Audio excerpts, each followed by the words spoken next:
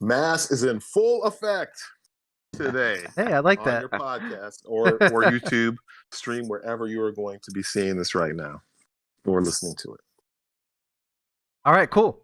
So everything works well. Sound check was good. So we'll officially start. What's going on, everybody? Welcome to the show. This is our very first live Let's Talk show. Usually I record these and put them on YouTube, but I decided why not try it live this time.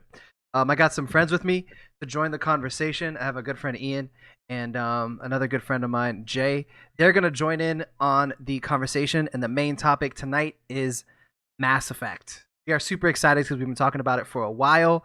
If you played the original trilogy, or if you played the new recently released Legendary Edition, you got pretty much a good chunk of material that we're going to discuss today. Without further ado, let me say hi to my guest. How you guys doing? First of all, thank you for joining me today. I really appreciate you guys taking your time out of your day.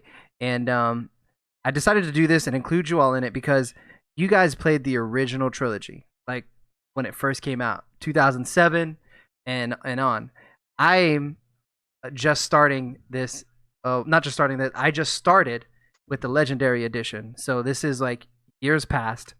Legendary Edition, we know that they did major improvements, some changes and things like that. So I thought your input would be very valuable, considering there were things that are a lot different now than they were before.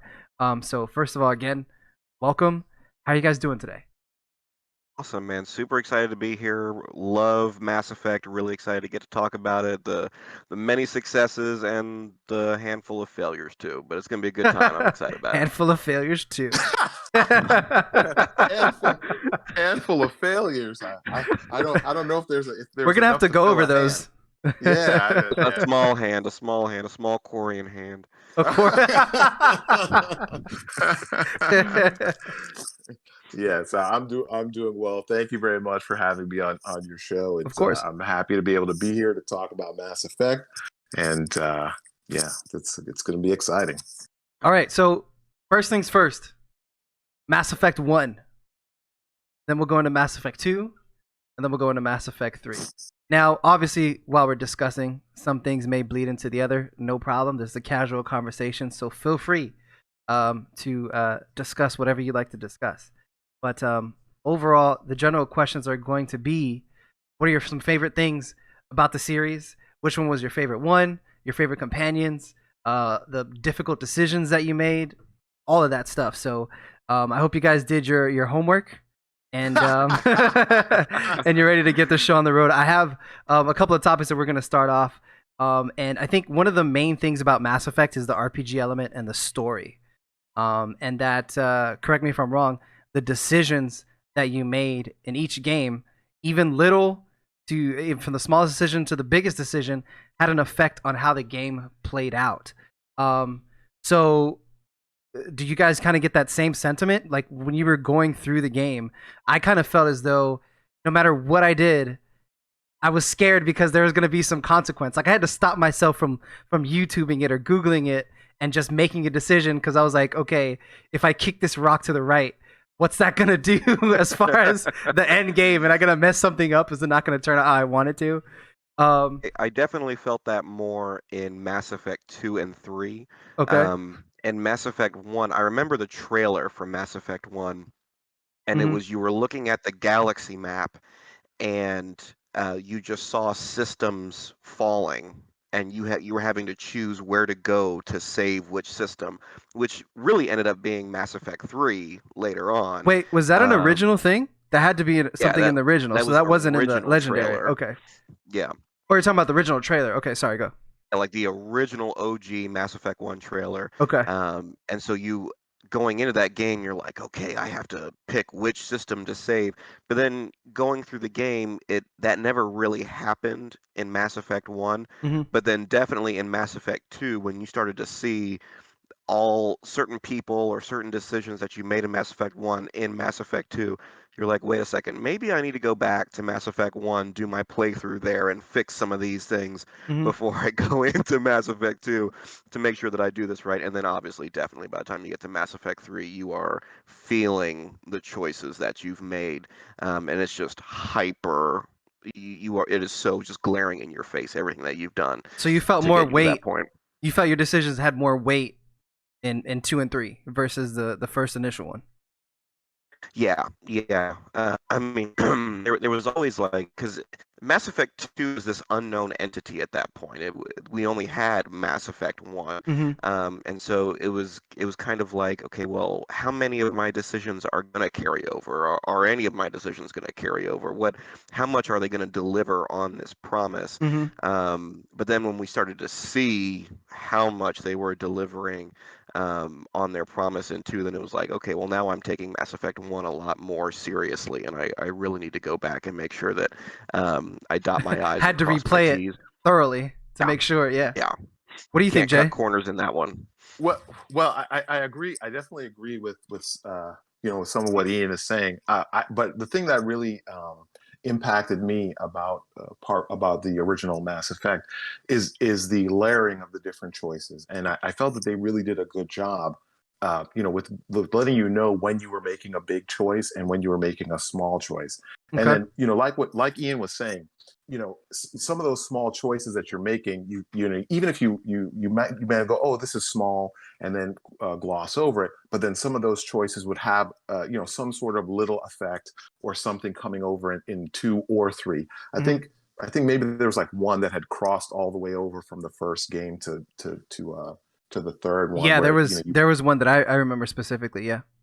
right. So I agree definitely with what Ian was saying, because there was BioWare made this big promise of yeah, the choices you make matter, Mm-hmm. and that you're carrying your save from one game to the next, and then it's going to have impact. And so it was a big promise, and just like you said with part one, we really didn't know what to expect. But I do think that they kind of gave you that feeling to know, okay, this is maybe a small choice, this is a medium, this is a big one. Obviously the saving Ashley or Cade, and you knew, okay, this is going to have an effect on my Mm-hmm. game. But that's the thing Who where, who'd like, you save?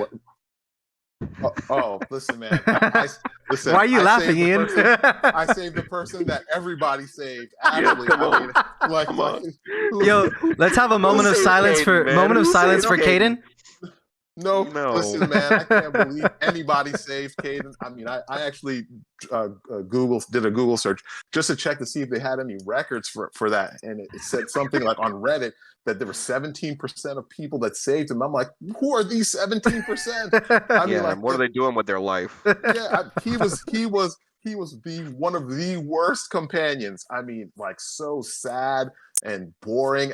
I mean, I couldn't believe it. It's like, I understand that you wanted to have other romance options, Mhm. but I'm like, wow, he was boring. I mean, like, if you're gonna give another option, make him actually viable. Even This is even beyond even beyond that, like canonically, his biotic implant, you learn if you talk to him in Dr. Chakwas that it gives him terrible migraines and he's constantly in pain, and so it's all a struggle for him. Shit. And so I'm Do like, you, do canonically, you want to keep him alive at that point? exactly. I'm like, canonically, let him die. Put him out of his misery. I'm like, I hate him as a character. I'm not using him. You're in pain all the time whenever you use your powers.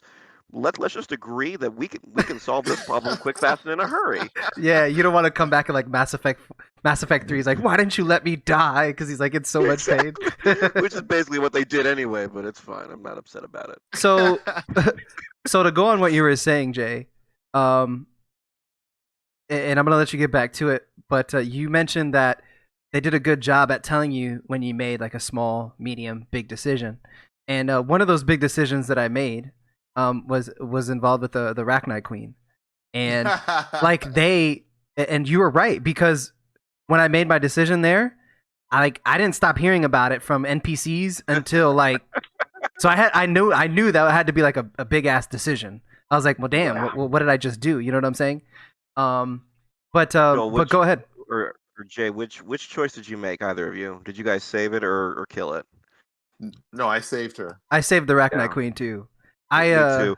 I couldn't I couldn't bring myself to be the reason for their extinction. That's I what couldn't either. that's what stopped me from doing. And BioWare see, did. Go ahead, Ian. oh no. Well, I was just going to say, and see, this is part of also the part of it with the choices that you make, right? Because one of the good things is that they do is that they, through the world building and the story, they sort of like nudge you into the direction that you want to go. I mean, it's like, yeah, you can make a choice, but Mhm. your choice is, do I eliminate an entire species of being from the universe or not? You know, Or do I like, risk the chance of that species coming back and waging war as they did before? Which that was my point. Like Right? exactly what you said, Joel. Like I heard after you save the Arachnite Queen, everybody gives you crap for that for the rest of like a Yeah. game and a half. Everyone's like, I hope you know Everybody what you're doing, Commander. exactly, and I was then like, what? shut the fuck up. I And you're do. like, listen, I made the right choice. I made the right choice. I made the right choice. And then we get to Mass Effect 3, and the Reapers have taken over. You're like, shit. And Yeah. you're like, no, are you kidding me? How did this happen? Everybody was right. I should have killed them. no, they were not right. No, You yeah, still made, you it was still made still the it was right still the right choice. thing. It was It was still the right choice. I choice. know that. Yes. But it was just like, come on, y'all couldn't have thrown me a little bit of bone here because I had to put up with this garbage for They made like it. all of Mass Effect 2. They made the decision very conflicting. I was, dude. I was sitting there pondering, like hand on my chin. I think I think I said a couple prayers about it. Like I didn't know what to do. It was very in depth to Have you consider what to watched do. the cutscene where you actually kill her? No, I have not watched that cutscene. Oh my I didn't gosh. realize that there were so many different ways the game could go when I had first played Mass Effect 1. I didn't realize that until Mass Effect 2, the end of Mass Effect 2. And then so at that point I went and looked at like all the possible, like a compilation of all the possible endings and decisions in Mass Effect 2 and 3. I have to do that again for 1. I have yet to do that. But Well, it's on my it was list. just, I mean, watching the Arachnite Queen die, you're just, what kind of terrible person Did you could you do actually like that? felt bad? Yeah, it's like you gas her, and it's just like that Arachnite scream when she dies, and you're just like, well, that was awful. Oof. Well, That's but crazy. that's what I mean in when I say that, you know, it's they gave you some choices, especially in the first one, but they just like give you that nudge into the direction that they want to go. It's like sort of like that choice of, and I think for not for all of them, but for like the Arachnite Queen, I think is maybe a little bit different. But until like you actually see the cutscene, and then probably someone would go, oh wait a minute, I don't really like this, and let me go ahead and go back to my previous save so that That's I don't kill her. cheating. But like, you know, when you had the decision as to whether or not to save the council, it's like, well, listen, come on guys, Bro. we already know we hate the council. Easy We gotta decision. die. Easiest decision I've ever made in my life. How many times have I told you the Reapers are coming? How many times did I warn you about Saren? And then even when like they have proof right in front of their eyes, then the stupid Not enough. Solarians like, wow, you never know. We know about the Reapers. Okay. I was like, okay, no, die. They die. I couldn't wait. To be honest. Easy decision, Okay, bro. but to their credit, BioWare did a great job because I always save the council. 'Cause Oh I my was goodness, I really? You saved know, him, Ian? I know. Yeah, I saved him. Oh, disconnect. But- No, I'm kidding. Show's over. But they do such a good job of making you hate the council. And then in 3, when obviously everybody knows the Reapers are there, and you're like, finally, I'm going to get the help that I want. I will Yeah. never forget when the Asari counselor was just like, yeah, we got to protect our own worlds now, so go screw you. And I'm like, are Yes. you kidding me? That did happen, and I was like, well, shit. You know, I did feel that, but She was consistent. I hated them so much in the first one, bro. Like they just didn't listen, and they were dicks. The worst. Jay, what'd you do? I'm assuming you ended them based oh, on. of course. Okay. That was Of course. just like you, that was a very easy decision for me to make. You've been annoying to me. It's like you hired me to do a job. I've done the job. I Still don't present the believe you. information to you, and then you don't believe me? Yeah. Listen, You're like- you can die. Come on, BioWare. This is the die. best you could do. Thought this was supposed to be a We'll see what your challenge. successors think.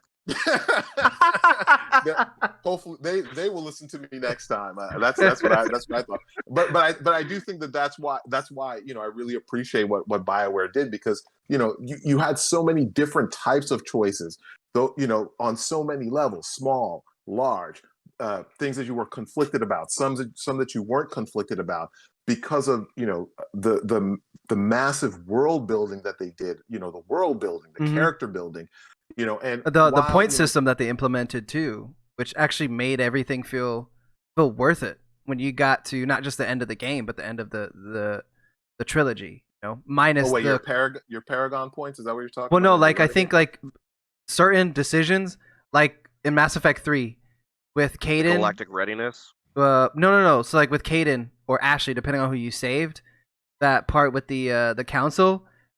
So every decision you made granted you a point or took away a point or something like that based on what you did.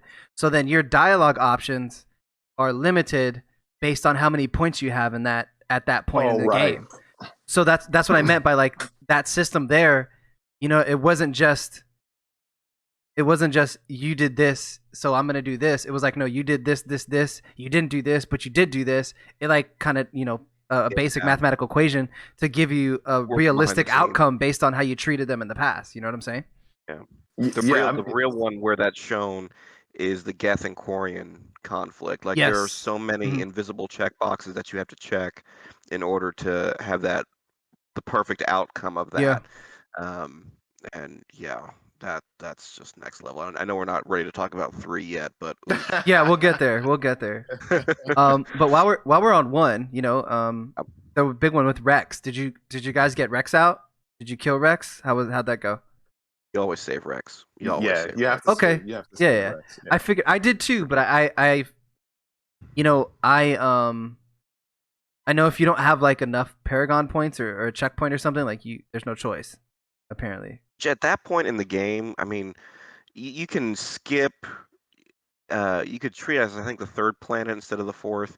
But at that point, you should have enough Paragon or Renegade points to get out of that situation. Gotcha. And if you don't, then you're speed running the game or something. Gotcha. You're Or not you're playing it trying to right. go for that. Yeah, exactly. Or you're just making the choice. Like I watched some of those videos on YouTube, and I'm like, you literally did a whole playthrough just so you could post a video of this moment. Nobody is choosing this actually in their in their gameplay. Um, but yeah, you always save Rex. Yeah. Um, who were so you were talking about companions a bit earlier the three. Who were your ride or die companions in Mass Effect 1?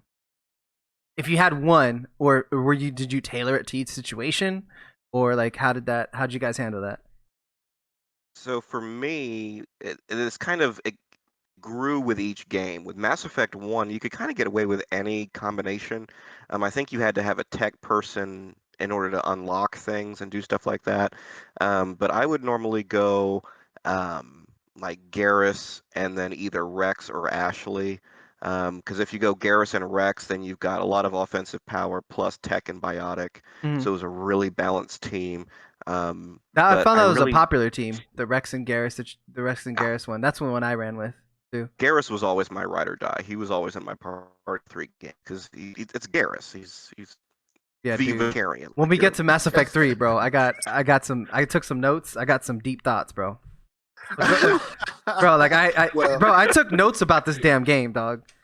Like well, that's three. Well, I crazy. mean, three is where you have the culmination of so many yeah. plot threads that had been laying throughout the beginning of the series. Yeah. I mean, so yeah, I'm sure there are I'm not some. shitting. I I got mean, notes.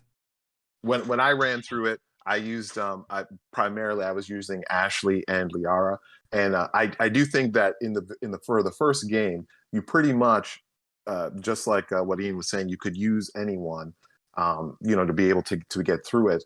But I do think that in the second and the third games, that's where you have to start to like, okay, well, I need a More team to do creative. this. Yeah, I need a team to do this Mm-hmm. specific thing, and then okay, well, then I need a team to do this specific thing. So I like that even in that you can see just from 1 to 2 that they start to say, okay, well, we need to start to have people make use of these companions more than just, sticking to maybe the two that they're using just to finish the game. And then maybe you go back and you're doing your second playthrough, and then you choose a different pairing. Mm. But I mean, I mean, the series is a good example of seeing how, a developer is growing in their ability to not only like tell a story, but also to make some advancement in gameplay. I mean, it's very impressive what they did. Well, honestly, on that note, like I came from or to Mass Effect after playing Knights of the Old Republic 1, 2. And obviously, Knights of the Old Republic 2 was made by Obsidian, but 1 was all BioWare. And if you look at KOTOR 1 and Mass Effect 1, there are so many similarities. It's almost painful. But then, so I see KOTOR 1 as kind of like Mass Effect prequel almost as far as gameplay elements. And then to see even more as it improved into ME1 and then ME2 and then finally kind of this gameplay magnum opus that is ME3. Yeah. It was a wonderful experience watching the games develop from just the design aspect of it. And it really seemed like, and this is based off of research because again, I didn't pay the original 3. I played them all legendary, so I was able to pop one in right after the other, which was a blessing. Mm-hmm. But it really seemed like, based from what I've seen, I did watch YouTube videos on the older ones that they actually kind of listened a good amount to the feedback from the previous games, because there were things that they improved on, that things that they built on, and things that they took out. Like for example, like the map thing, like with the gasoline, or no, it was the pinging for planets or searching for something in Mass Effect 2 Right. with the map. The Nobody liked that resource, yeah. shit, bro. Nobody. Resources, yeah. And then they took it out. You know what I'm saying? Like Hours of doing that. a good thing. You know, so like just little example of how they improved not only with storyline development, character development, but just mechanics too. They really progressed. So when you got to 3, like there wasn't much that inconvenienced me. You know? Yeah, because I think even in 2, from 1 to 2, I think they even updated the your inventory management. I remember. Yes. Yep. So Mhm. I mean, and I mean that's again, like that's the thing where you look at this and you say, man, they were really firing on all cylinders. We're talking about a great story concept, great character designs. I mean, because then you look at each of the individual alien species that they had designed for the game.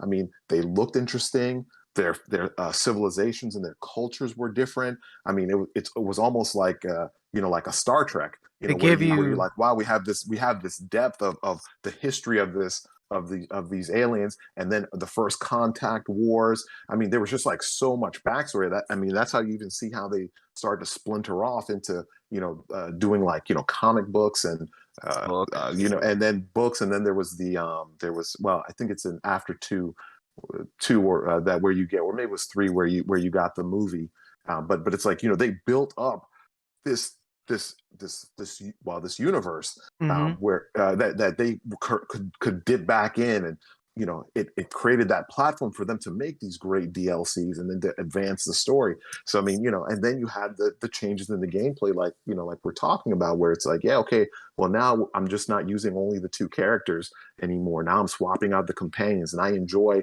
the differences in the companions. I mean, their classes may be similar, but there's still some differences even amongst characters that had the same classes, and the differences in the dialogue amongst each of the companions as you're walking around. I mean, it was just fantastic stuff, and Well, I didn't know about the KOTOR connection, but I mean, I will, but I mean, I can definitely, now that you've brought it up, I do see that. I do see that as well. I mean, because even when I played the first Mass Effect, I thought, I was like, wow, this is like Star Wars. I mean, except we don't have lightsabers, and I mean, yeah, so it's, exactly. Yeah. yeah. I found well, myself. Oh, sorry, go go ahead, ahead, Jay. Ian. No, I was just gonna say. I mean, as far as I was gonna say, first of all, the lore is one of the things that is most amazing to me about Mass Effect. Like, I have no problem taking hours and reading every codex entry, because it's all good. I mean, even when in Mass Effect 1, when you would visit all the planets and just read about the random gas giant that that you can't land on, but it's just, oh, is this a planet I can land on? And you're just reading about it, and Yeah, I'm like, someone oh, had to this write is. that shit, bro. Exactly, and it's great. But the other thing I was going to say is just about the KOTOR connection.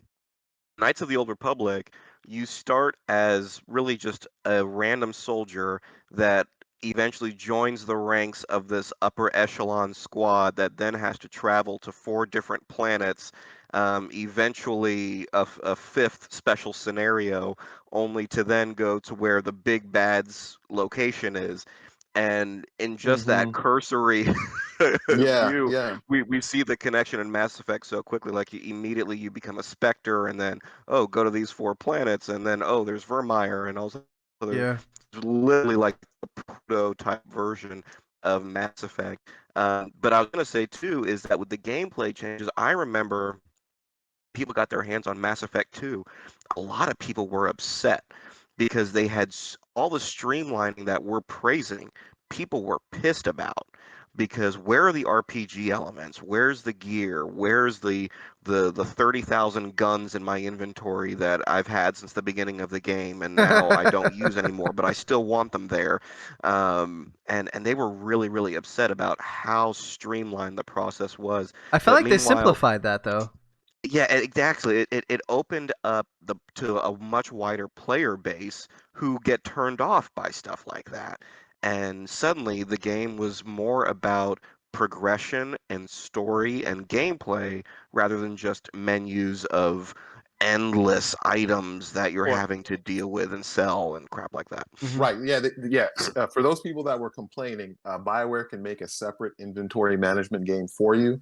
I don't want that in my Yeah, game no, yeah, exactly. where like it's preventing me from playing the game that I have to decide, do I want to keep this gun or that gun? Yes, I mean, you've got to streamline that. And BioWare made the correct decision. And I mean, did. I don't think we have any of those people that are still that would be still complaining about that today, because if someone complaining about that, that was ridiculous. Two, Yeah, yeah, that yeah, was one of the main things that I saw in the differences of the videos between. So like one, Mass Effect One got a complete, almost a complete overhaul with graphics.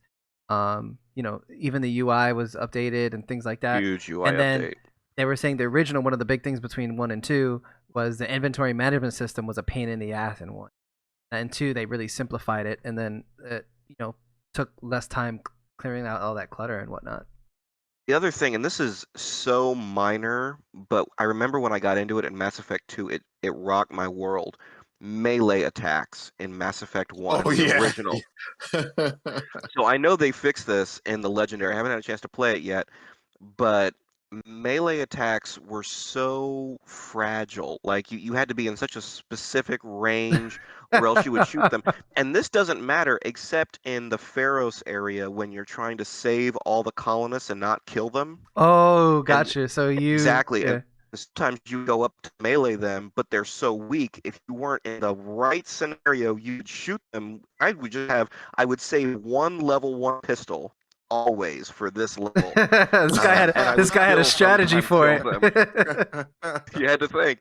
You had to go back. Like I said, you go back and do this playthrough right. But sometimes you'd karate chop them and get them done, and then other times you'd shoot them and end up killing them, and then you wouldn't get the best Pharos ending. Hmm. Then when I got to Mass Effect 2 and there was a dedicated melee button, I was like, where has this been my whole life? It's a gaming revolution. Literally. So since we're So when I heard they had put a dedicated button in, I was like, I can't wait to play Pharos and just be able to walk over and just pow pow.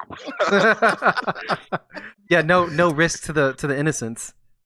Yeah. So since we're talking about weapons and pretty much on the time about combat, what was your loadout and what build did you go with? I'm classic and plain and dull, honestly. I always went soldier. I tried a few different classes, but I just kept coming back to soldier. I just loved the feeling of being able to walk in and pick whatever weapon I wanted and do whatever I needed and take whatever hit. Um, then much like the companion choices, Hmm. my loadout changed with each game. Like in Mass Effect 1, I went in because one of the things that drew me to that game and terrified me about Mass Effect 2 is games with resource management terrify me. And games with ammo, I normally stay away from. Games with Like what? Resident Evil. like with ammo. Oh, games with ammo. Um, no, but This is like a video scarce game. Why do I ammo. need So like, ammo? Just yeah. reload. But what I loved about Mass Effect One, it was just a cooldown system. Yeah. And so I'm like, this is a piece of cake. I love this. I can go around with my assault rifle, just kill everything. I don't need to use a sniper rifle. I don't need to use a handgun or any of this stuff. I have my assault rifle and just blast everything. But then as the games progressed, then it kind of forced you, or at the very least presented very specific scenarios where it was like a sniper rifle would be perfect here. Yeah. Or a shotgun that's really close range. A shotgun is really what you should be using. And that only got more obvious with 2 and then 3. But like I And said, your in Mass favorite Effect ammo 1, system was implemented too. exactly. And so then when I heard that they were using heatsink clips, I was like, okay, come on, guys. So in the legendary edition, one of the changes that they made, I mean, first of all, so I did for the first 2 games I did biotics, adept, and then I switched to sentinel in the last one. But I know that they were limited on what weapons you can use in Mass Effect 2 and 3. I think was it 3 when they were originally? I don't know. But if you were like an adept, you can only use a pistol at one point. But now they changed in Legendary Edition where you can use whatever weapon. Like there's no limit on which weapon you can use. You can switch. It was beneficial to use a pistol because you had that tier to improve on your skills with the pistol. But you're able to use whichever weapon. And then also there was an issue in some places where there wasn't a lot of ammo drops, that people were lacking ammo, so they added more ammo drops, more frequency of ammo in Mass Effect 2, and then also in 3, so you can keep that going. So if you hated the ammo stuff, it was a bit scarce too when you in Mass Effect 2 in the original, apparently, compared to the Some of those Legendary higher level Edition. difficulties, they were no joke with their ammo consumption. Yeah, I used a pistol and an assault rifle is usually what I rolled with, and this is gonna sound pretty lame, but I hated how I had every weapon on me in Mass Effect 1. I hated it. Yeah, I I get hate that. it. It's like, okay, realistically, this is weighing like 1,000 pounds. Why am I even doing it? Why do I have all Oh these my weapons? gosh, you're It was thinking about the it weight. was it was too much. It was too much stuff, and it just looked awkward. Like I wanted a specific look, and I couldn't get it because I don't know. I just had all this shit on my back. But in Mass Effect 2, I was like I liked how you can unequip things, and so I was like, oh, thank the Lord that I can look like I don't know, just not a paratrooper. I don't know. See, I like that you could look like that, and I kind of explained the weight away with my own kind of RP. Like it has to be some kind of magnet or something on the back, and with all the future tech that they have, that the magnet kind of Well, redistributed the weight so that you didn't really feel it. But well, it's the never really weapons like discussed fold out anymore. too and go like, like Yeah. that was the best sound effect I could make for it.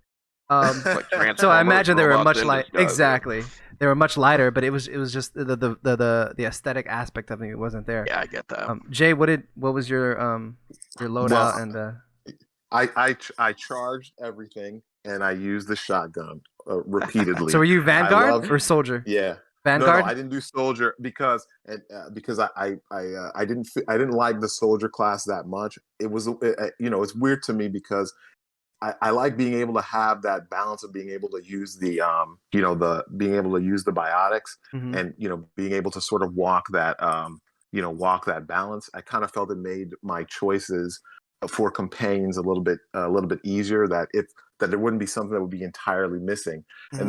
then even though as the games progress, you can see that the AI started to get better when they were doing things or when you were calling them to attack.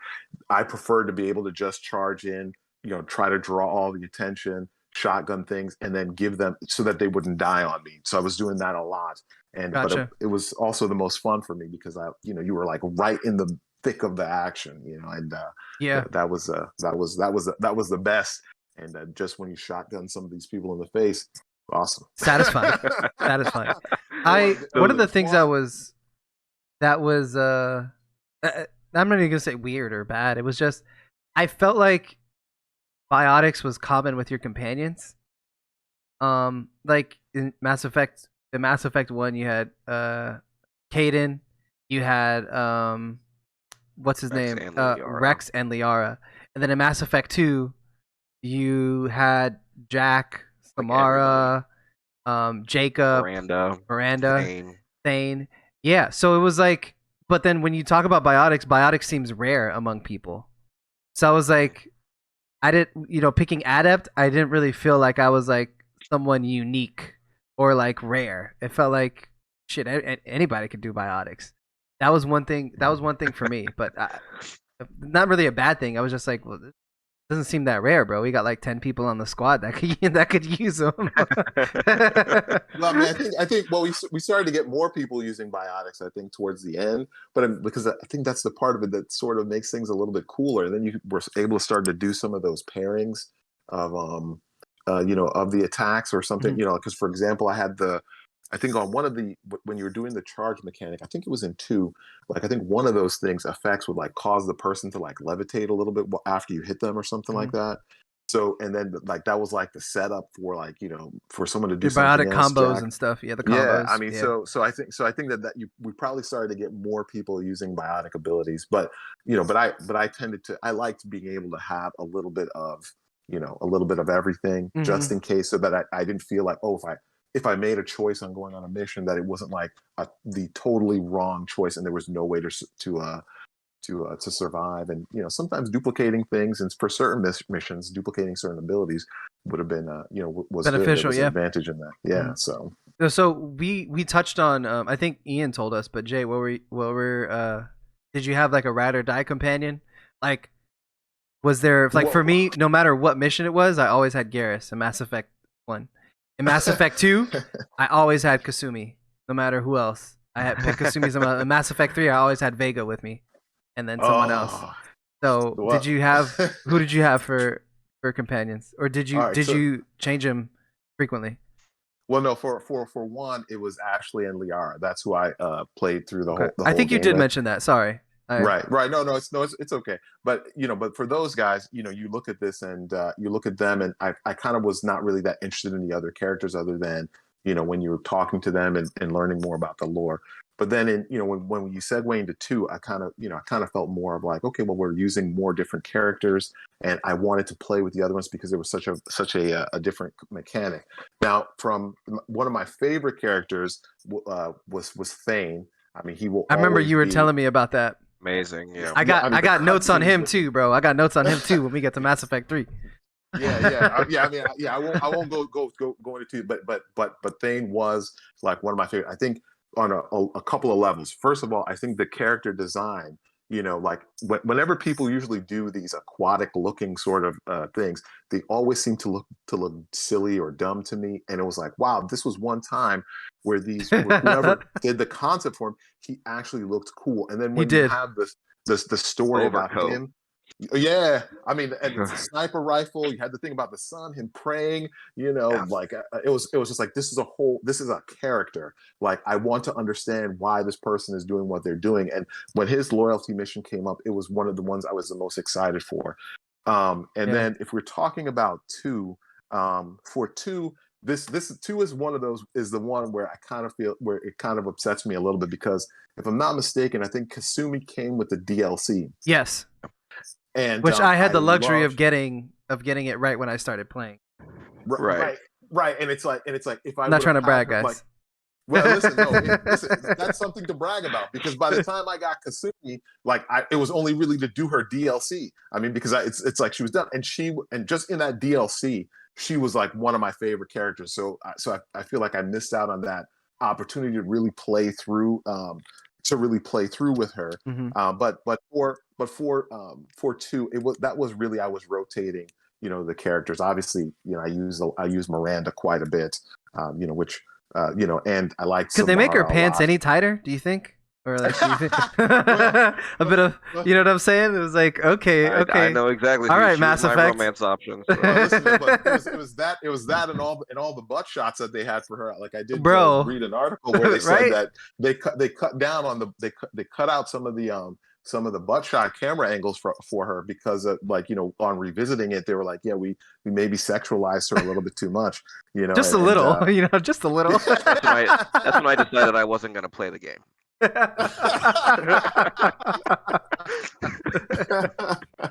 Well, Oh, listen, I man. think to me, I'm like, well, listen, it's okay to to admire the butt shot as long as you admire the rest of her, right? So I mean, she was a great character, her butt included, as well as all of her other enemy killing skills. Mhm. So, but Miranda, I definitely used a lot in that game. But I do feel like that there was a lot more of a rotation. Other than, I think the only person I really didn't use that much, I think, was the second human companion from Cerberus, which I think that Jacob. was that Jacob? I didn't use Yeah, Jacob. I didn't. I call him Kanye. I didn't him. use Kanye that much either. That's what I'm calling him from now on. That's good. Wheezy, yeah. I didn't use Kanye He that was much, such a but tool. He's such a tool. I did like Yeah. him. I did like him in Mass Effect 3 when he came up. You I liked did. him in Mass Effect 3? I did. I did. I was rooting for him in Mass Effect 3. You were the man. only one. Really? You're the I only one. I thought it was cool He- because he had a he was- family. He got a girl pregnant, and he would like the girl, and I was like, oh, good, he's gonna Oh, start but a you little didn't family. romance him. No, I didn't he romance was, him. No. He was Caden 2.0. That's what. Oh, That's okay. exactly what it Caden was. 2.0. Yeah, yeah. So one of the companions that where was one companion I never really played with. It was from Mass Effect 2, but I can't think of it. Zaid or No, I played with Zaid. Zaid's DLC was good, but Yeah. I didn't use him that much. I didn't. The I can't remember the name. design and the actor, it was all good. Everything that they did was good, but he just didn't really have it didn't drive a necessity for me to play him or to use him that much. But like Liara was my romance option from Mass Effect 1 all the way to the very end. So I had this weird thing. I never took Liara on missions because I was like, she cannot die. I didn't know she was one of the characters that would survive no matter what. She was like, because I think you had a couple characters that of the possibility. yeah, just the possibility. I was like, no, Liara, you stay on the ship, okay? Don't do anything. I don't need you as a companion. No, nothing. But yeah. So she was the one that she was my romance option. When we get to Mass Effect 3 and stuff, we'll talk about more about the ending because we'll go over like your favorite companion stories or your favorite companion stories and romance. But she was the one that I never took her as a companion, but for a good reason because not because I thought she was useless, she was powerful, but I just didn't want anything random to happen. Be like, whoops. Be like, no, restart the game from the beginning. Well, she was one of your best companions, so yeah, you missed out. The missions I took her on a couple missions that made sense. So like when we went to The one with her mother. the one with her mother, the one with her when we went to I think you had to take her with the Sorry Homeworld on Mass Effect 3. Yes. And then there was ones that she like when you first got her on Mars in Mass Effect 3, you had to play with her. So I really enjoyed using her. I was scared that she was gonna die, so I kept on the ship. So in Mass Effect 3, everything that Jay said is correct. Like from ME1 through ME3, the choice of companions, they kind of nudge you in the direction of, okay, you should probably use more of these people. Mass Effect 2, you want to use them because they're all such great characters, and so you want to get a feel for them. But in Mass Effect 3, the roster is so much smaller for Mass Effect 2, and there are specific circumstances that certain companions just beast mode through them. Yeah. So like I always had Garrus in my party because Garrus is my boy, but if I was going up against Reapers, I would always have James with me because he had incendiary ammo and Gotcha. he could just help me get through that. If I was going up against Cerberus though, with those shields, always have Liara because she could throw up a singularity. They go up in the air, the shields are no longer a problem, and I just one shot them. And then if it was the Geth, Edie or Tally, you're coming with me and just tech Yeah, them, you hack them, drone catered them. your companions to exactly what you were doing. And it actually gives us way to talk about Mass Effect 2 and jump into Mass Effect 2 more moving forward because I feel like Mass Effect 2 focused a lot more on companions. Like the meat of Mass Effect 2 was the companions and their stories and their loyalty quest. That's what I feel like was the focus because I realized is like you're right. Mass Effect 2, you have like a shit ton of companions, and in Mass Effect 3, you're back down to like a smaller number. But Mass Effect 2, I think what carried the game was the companions and the loyalty quest. Go ahead, Ian. I Oh, wanted to I bridge agree it. with you 10,000%. And all of those characters were so well done. There wasn't one where you just walk away. Now, I will say that I haven't played any DLC from any of the games originally because for whatever reason I wasn't hooked up to the internet on my Xbox at the time. Mm-hmm. I even remember pre-ordering Mass Effect 2 and I was like, I'm gonna get the Terminus armor. That armor looks so cool. And they were like, enter this code so you can download. And I was like, well, there goes that. So I haven't played. That's one thing I'm so excited about playing the Legendary Edition is to The get my DLC hands on content. all of the DLC that I've never Yeah. played before. But just from the base characters, I mean, like we've already talked about Thane. Mm-hmm. I know we're going to talk about him and when we get to 3. Yeah. But I mean, Jack, Samara, the conflict between Samara. Jack was the one that I never Jack. played with. I Oh, do. and I Jack was great. I like Yeah, Jack. was I great. really like Jack as a character and her story, but I never took her on missions. That was the one that I never. I don't think I took her on a single mission. No. That was the one. Go ahead. Sorry. But I agree with you 100%. Like the characters drove, or the companions drove Mass Effect 2. If you go back and think about For sure. it, like the story missions were kind of the interlude between companion introductions. Like you had 3 companions to pick up, then a Yep. story mission, and That's then right. more companions to pick up, and then a story mission. You're correct. I didn't think about that. Yeah, Yeah, it was. so I'm absolutely, and I mean the suicide mission is literally who from this is going to survive. And so it is just the meat and potatoes of the companions or the whole game. But I think that was part of the design there, because then it makes the suicide mission and the impact of that a lot greater for you as the player. So I mean, so I agree with you. And if you can say that any of the series has sort of like a weaker overall story, then I think we probably would lean into Mass Effect 2. You know, because of the issue of you sort of being depowered. The trope that you have, and then having to start over again, and being with Cerberus, which I give them credit in a sense too, because now we're exploring a whole nother aspect of the story where you start off in sort of a conflict in a way, because this organization has basically resurrected you, but their goals are for all intents and purposes, I mean, they're racist goals, right? So it's like you sort of owe a debt to like this negative organization, right? The Space Clan. Right. I mean, for basically, I mean, that's what it is. That's what it was, because they were, they're human supremacists, right? And then it's like, you look at this and you're like, okay, so how much do I help this organization? How much do I do I not? Where do I draw the line? Because to a certain extent, you do owe them something, from the character perspective, because I mean, they did bring you back to life. So and then it also fleshes out another aspect of the world. We're dealing with this other sect of human beings, and then it's. I mean, I thought it was, at first when I was first playing it, I was like, yeah. I mean, I'm not really that keen on the Cerberus organization, but then when you look at it as part of like the grander tapestry of what they wove, it's like, yeah, this. You gave me something to be able to build on. You introduce these other characters, the elusive man, setting up something else for the third game, and you just have to say this is just some a master stroke of storytelling here. And the weight of the companions, you're building those relationships and your companion quests and bonding with them, and and having to use them more than you would have used the other companions previously.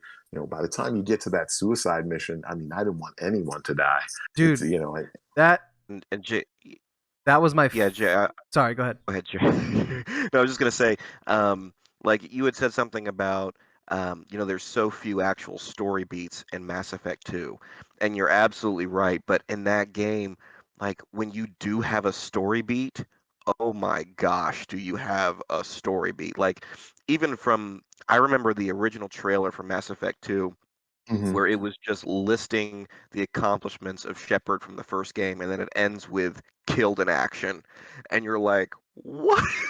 What just happened? Damn. But the opening of that game is Mass Effect 2 I remember the first time you stepped off the elevator and it was that anti-grav area, and space was just peaceful and quiet, and but you know that everything's just getting destroyed.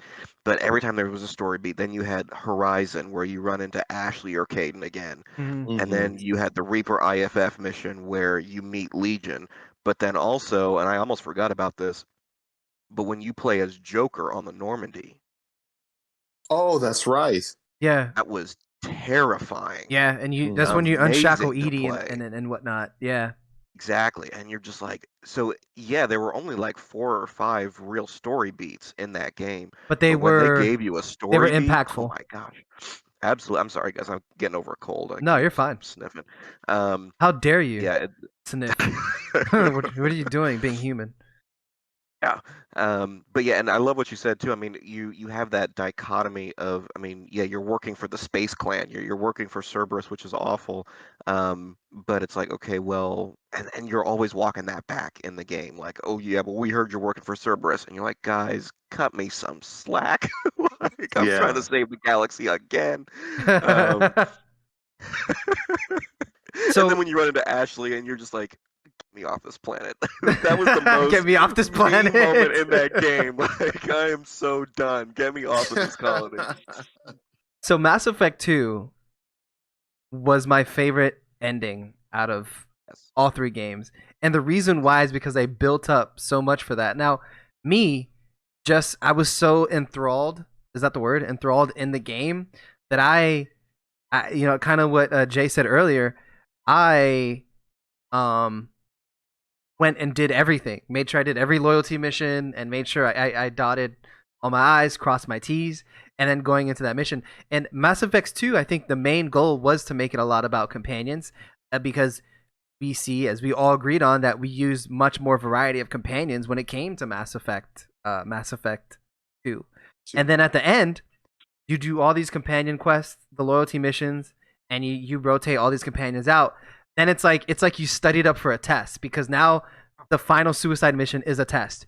Who are you going to use for this? If you pick the wrong person, the Mass Effect 2 was brilliant ending as far as you knowing your squad. Like, did you pick the right person to do the hacking? Did you pick the right person to walk the people back? Did you pick the right person to put up the biotic barrier? Did you pick the right person to do this? And then based on those decisions, like it either all went to shit, you lost someone, or or it went through perfectly. And my first playthrough, I didn't even know that there was so many different outcomes. I thought like maybe just the last part of it had like an outcome, but my first playthrough, I got everyone out alive, and I was like, oh wow, I did it. But when I think about how the game set you up for that, it's not really surprising because I play with my squad. I knew who was going to do the job the best. Simple as that. And, Well, and they really rewarded you for just making those decisions. one thing that was really interesting to me about the suicide mission, and this is like when you're choosing the companions, that's one element of the suicide mission. But one that I didn't even think of my first playthrough, and I had to go back and redo my whole playthrough just to just to do this right. But when the collectors storm your ship, if you don't immediately start the suicide mission after that, you will lose the crew members that they captured. They will have Oh, like disintegrated, some Dr. of them, about Chakwas the and all this. time. Oh wow, Yeah, I Oh, didn't I know didn't that. know that. Yeah, yeah. not into that. So the longer you take, the more of your crew will die. And so, but if you go right then you will save everybody. I went right then because I was like, oh hell no, like they got my people. You know what I'm saying? I was like, okay. I was like, they attacked me on my ship. You Exactly, took my exactly. people. Yeah. Load up, boys. If you don't, and you finish the mission and your companions all make it, but you get back onto the Normandy, it'll play like the somber funeral music the whole time you're on the ship, and you'll go around and you'll realize that there are positions that are empty Oh because wow, people are dead and gone. And so crazy. it's just a really interesting game mechanic where because normally you're like, okay, they're gone. I know I need to go over there, but I'll just run one more mission, or let me go sell something, or buy this gun that now that I finally have some But money there's before I go on the consequences for mission. almost everything. That's crazy. I Exactly. didn't even know And that, so if man. you haven't prepped before then you've already messed up. Yeah. And even in the suicide mission, if you haven't if you didn't get the ship upgrades. Like literally, dude, I shit you not. I was like, whatever that currency was to buy the stuff. I had a bunch of it for Mass Effect 1 because I think you got it when it passed over. Um, but I was like, I'm gonna save it because maybe I need to buy something later. And then like I wasn't gonna do it, and then I was like, literally, I was like, you know what? Right before that mission, I was like, let me buy this, and I got plenty. And it turns out, oh shit! If I hadn't have bought that, dude, I would have lost like 3 people. Lucky man. I didn't know, Lucky man. but like it was just I was being like cheap ass, and it's funny because that's what I would have done if I was actually Shepard. That's what I would have done in real life. I'd be like, nah, those are expensive. It'll be fine. It'll be fine. Yeah. But I What's was the like, worst that could happen? so I saw a little bit of me because like yeah, I'm cheap right now. If I see something, I'm only pay a certain amount for it, you know. But I saw a little bit of me went into my decision making there, and then I was like, you know what? Let me just get it, whatever. I have plenty, and then turns out they saved my ass. So I was like, oh shit, good stuff, Joel. After Mass Effect 2, I have a new philosophy. I used to be like that, but now I'm John Hammond from Jurassic Park. I spare no expense. It's like, if I Buy can everything. I'm buying it. Buy everything. It's just like, well, how much do I have to farm? What do I have to do so that I can just get everything? Yeah. And it pays off in dividends. How'd you feel the ending of Mass Effect 2 went, Jay? Oh, well, I mean, I loved it. I mean, like we were talking about before, that, because of all that relationship building and, my feelings of, yeah, listen, I want everyone to survive. So, I mean, it was very intense, and I was very nervous going through the whole thing. 'Cause every time Yeah, I was too. a cutscene would come up, you'd have one of those scenes, and you see someone doing something like Jack putting up the barrier, and I'm like, please just hold on. Get that Hold on, load do button not ready. Load last Yeah. save. Yeah. Yes, it's just like you did not want anyone to die. On my first playthrough, I think there was one person that died, Who was and it? I think it was Jacob. It was Jacob. No, you're good. And Nah. but see, this is the thing. But see, Perfect this playthrough. is how good. This is how good they are, though. It's like I even felt bad for him dying, and he was like my least favorite character. And I was like, no, this cannot happen. And I was like, I've got to play this again. I mean, that's how what a great job they did. And then on my second playthrough, everyone survived, and that was meant to survive. So I mean, it was good. I mean, they really upped the stakes on the game in a way that was different. Yes, I mean, we still had the same sort of like world-ending catastrophe or whatever, but hmm my concern really wasn't for that part of it. It was for my companions. Did I make the right choice? Did I put the right person to go do this? Yeah, they really because I they really emphasize you getting to know your companions and stuff.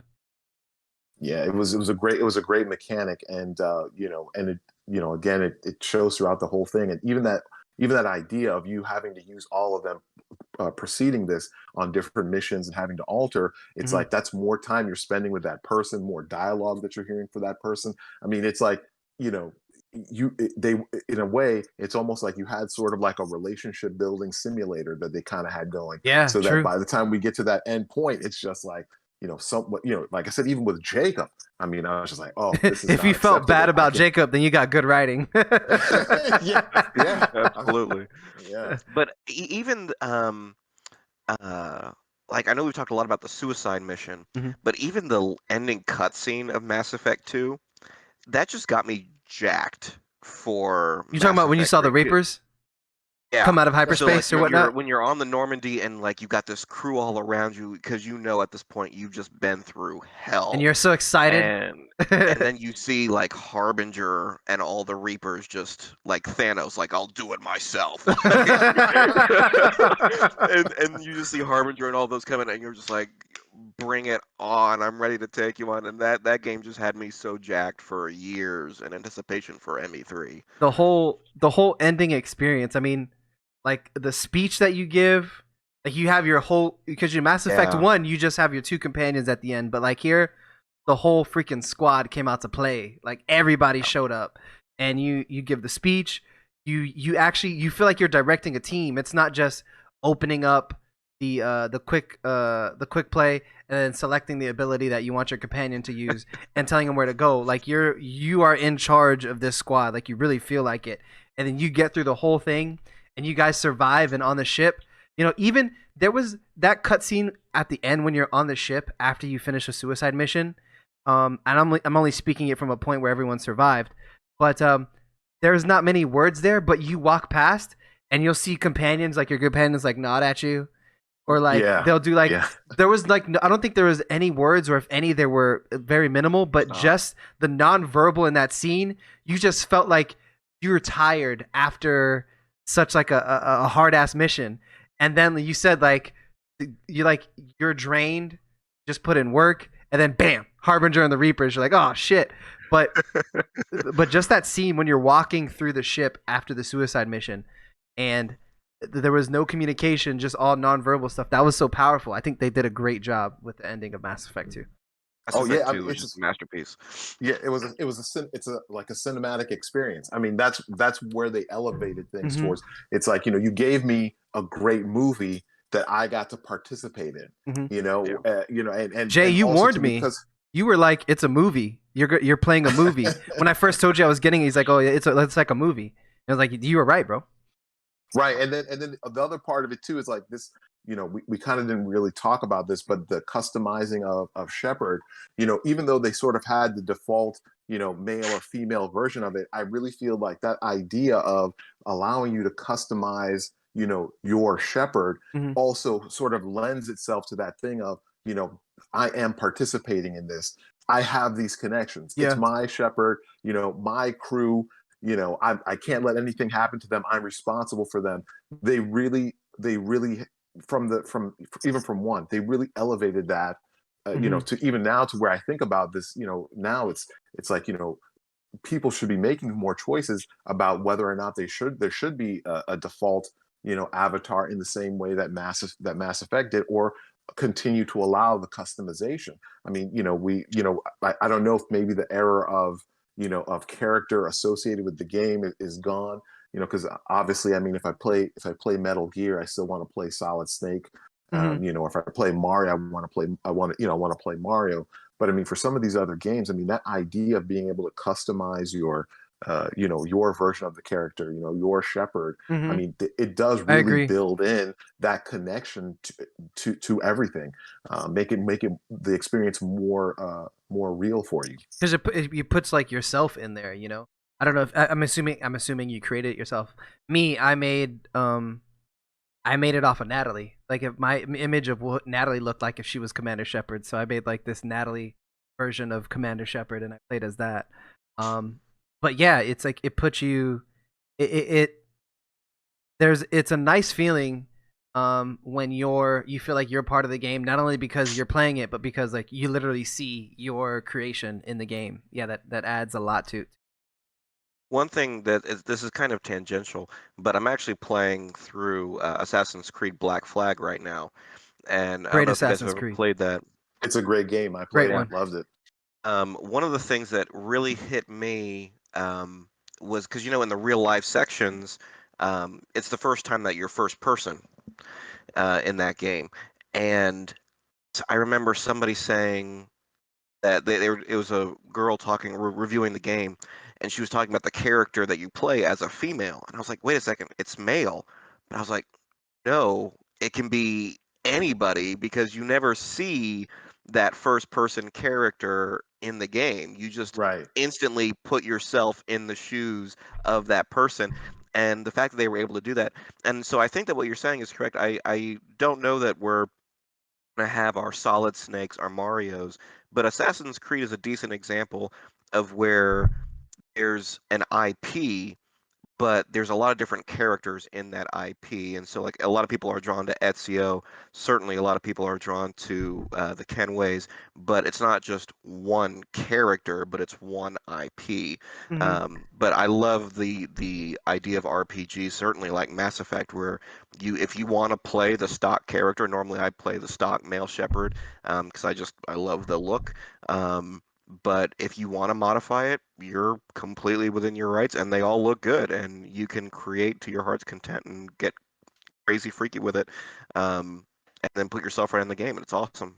Yeah. I it's impactful too because I mean like you can't really replace Geralt of Rivia or characters like that, but Yeah. but in a sense making your own gives you a different feeling a different feeling playing. Yeah, sure. Ownership, yeah. So we touched on Mass Effect 1, we touched on Mass Effect 2.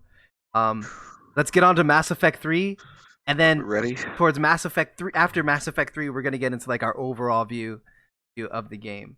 Now, one of the things I'll start off with in Mass Effect 3 is I like how dire the situation was in Mass Effect 3, like right from the start. It paints a picture of how fucked everybody is essentially.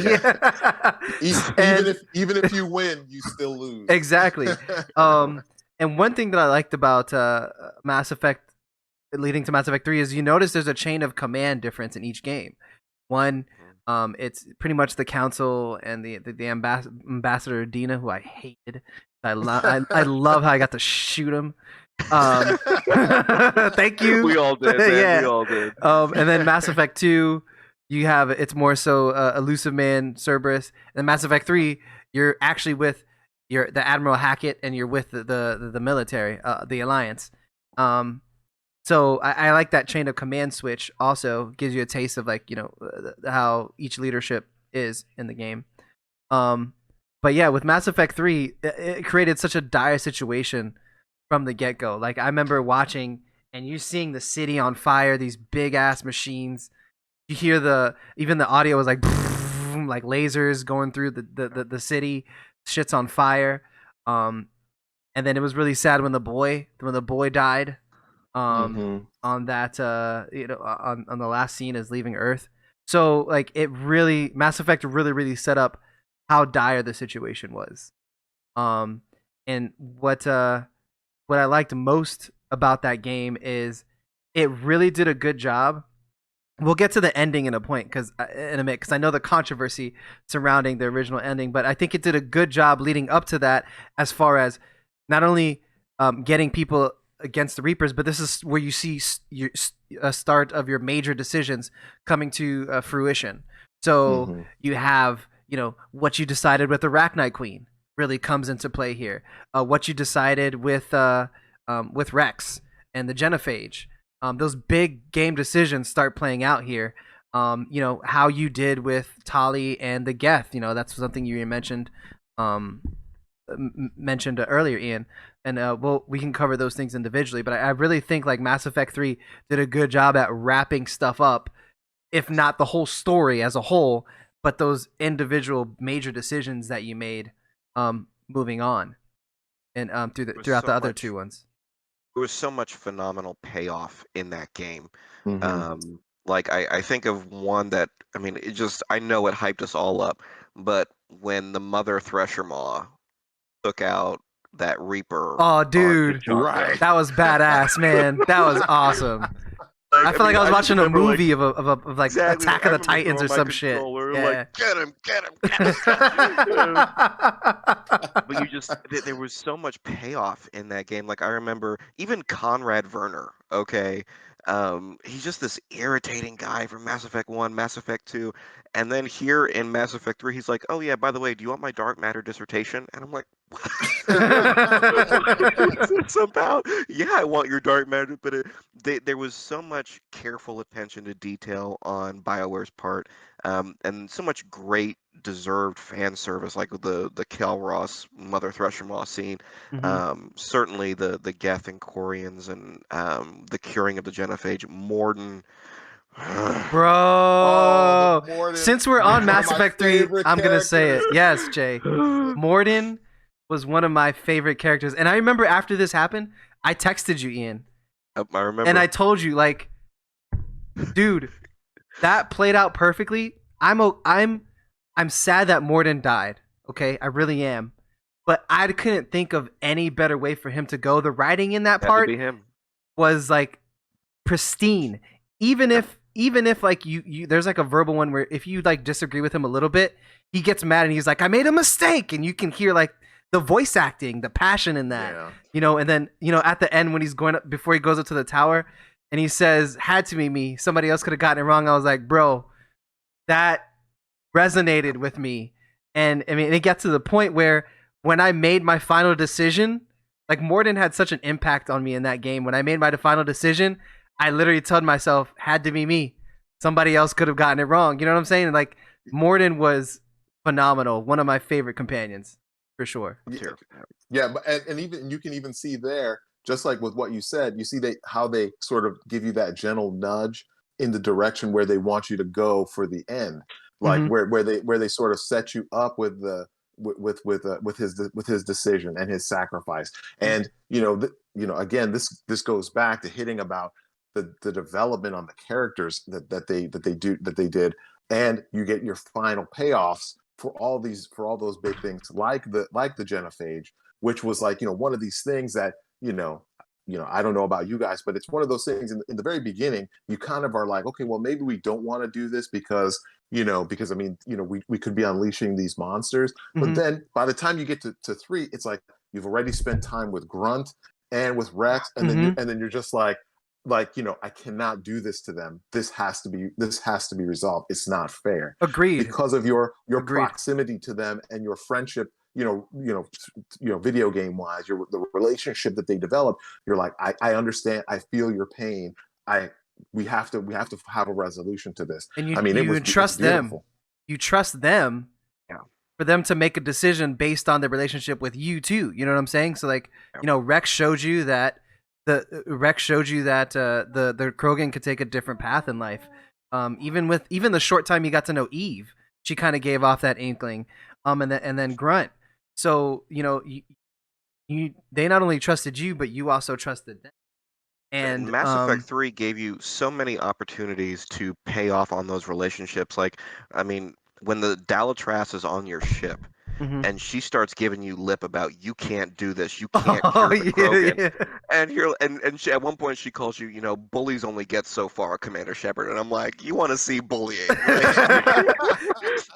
You can't. You don't play. You click the Paragon thing so fast. You're like, yes. The Renegade. Sorry. Yeah. You're just like, get off my ship, you. And she's like, well, if I'll give you a stealth crew, and I'm like, I could get a stealth Solarian crew, or I can get unhinged Krogan. Let's talk about resources here. They really made the Krogans so badass, bro. They really did. Like, so badass. But the fact that they gave you that option of just, we know the Dalatras is awful, and in this moment, you get to tell her about her bad self because you trust the Krogan. I love that BioWare just had the forethought to be like, yes, this is something we need to do. They give you. I'm gonna touch on this a little later, but what I liked about it is they kind of give you the ability to make the decision that you realistically want to make in a lot of situations. Some obviously are black and white, but there were some that, like for example, like, damn, I really hate this person, or I really hate the council, and then you have a chance to kill him. You let him die. You're like, yeah, okay. Or hang up on him. Yeah, or hang up. Bro, hanging up on him with Joker was the best. And I remember going from Mass Effect, the time from Mass Effect 1 to 3, and then in Mass Effect 3, I think Joker even made a joke, no pun intended, that, hey, do you want me to call the council and hang up like old times? You know what I'm saying? So it's like shit like that. But I want to touch on the genophage one.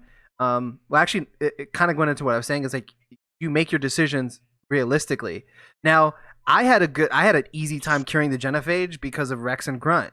But if you were at a point where your relationship with Rex wasn't good, or if Reeve was the leader of the Krogan, that's a different choice I'd make.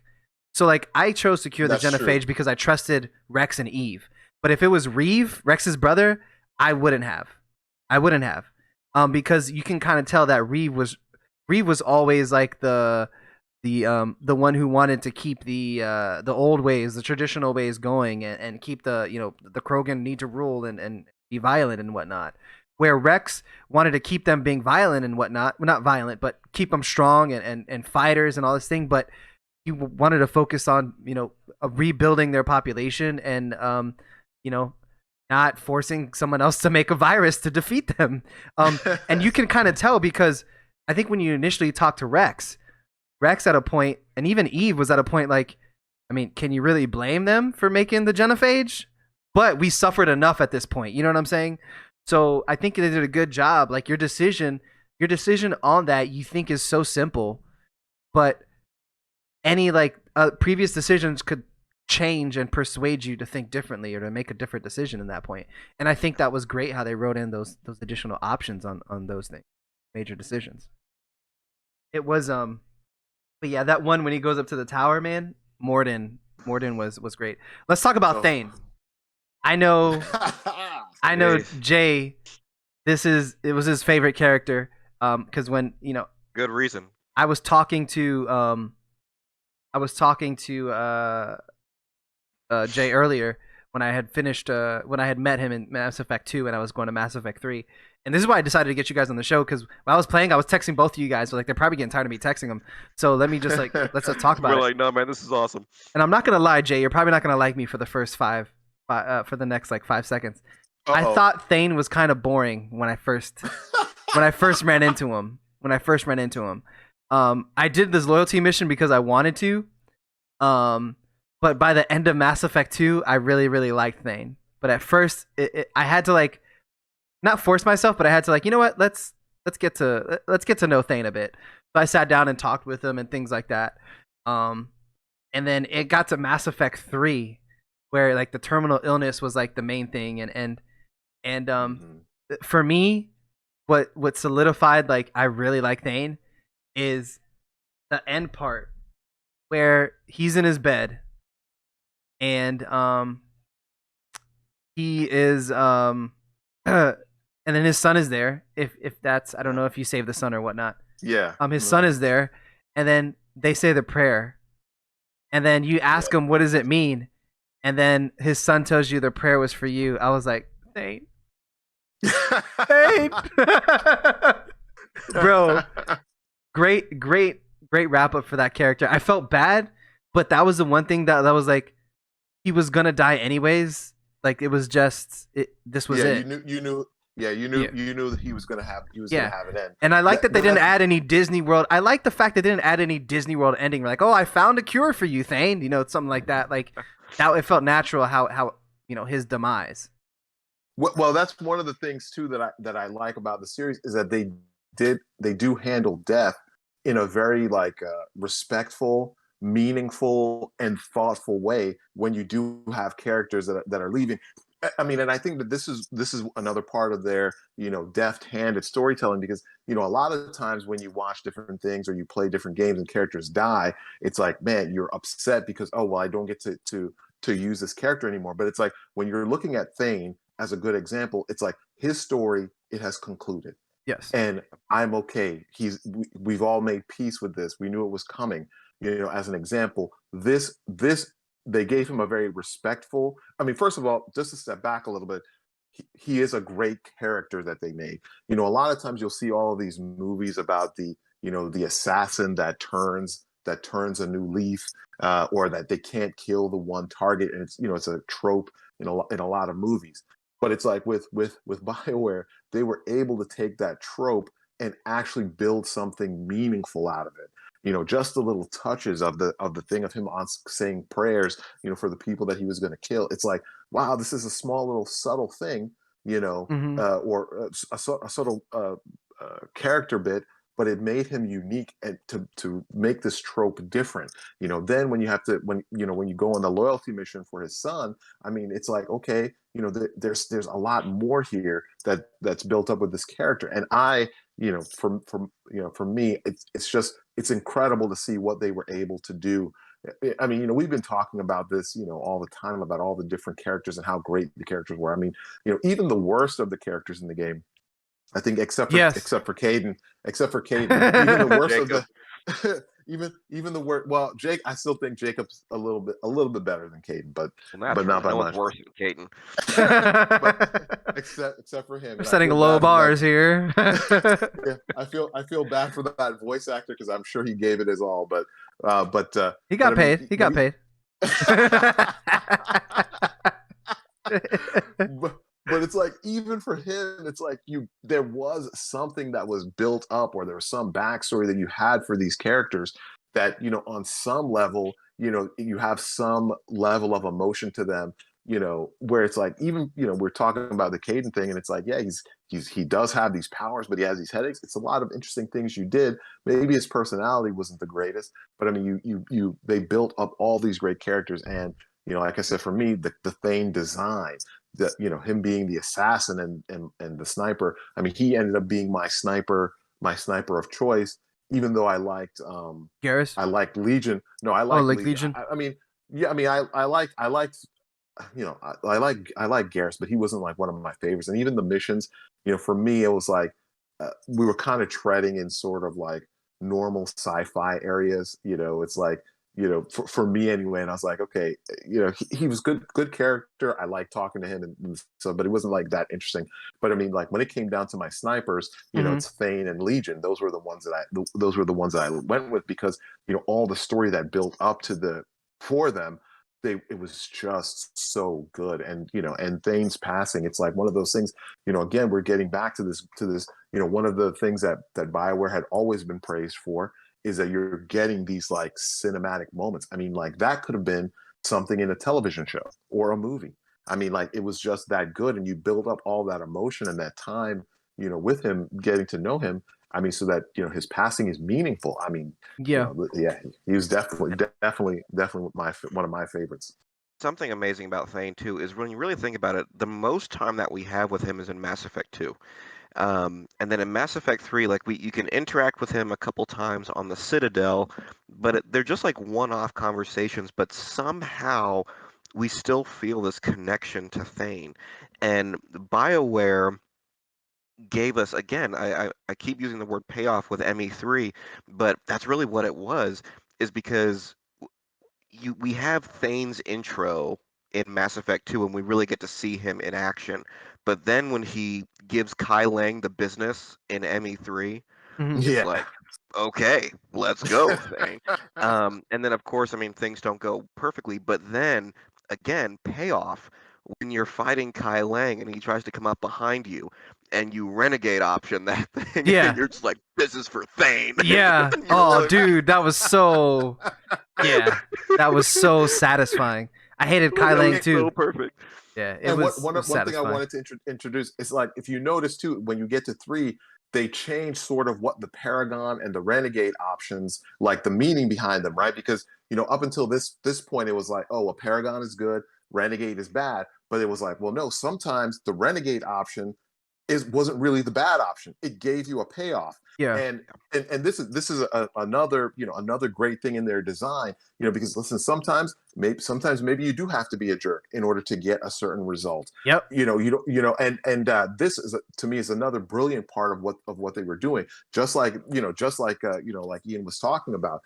I mean, you just have to respect everything that they're doing. It's like, from one game to the next, we're getting this evolution in the different systems, and the evolution in the storytelling. I mean, it's just getting better and better, with each game.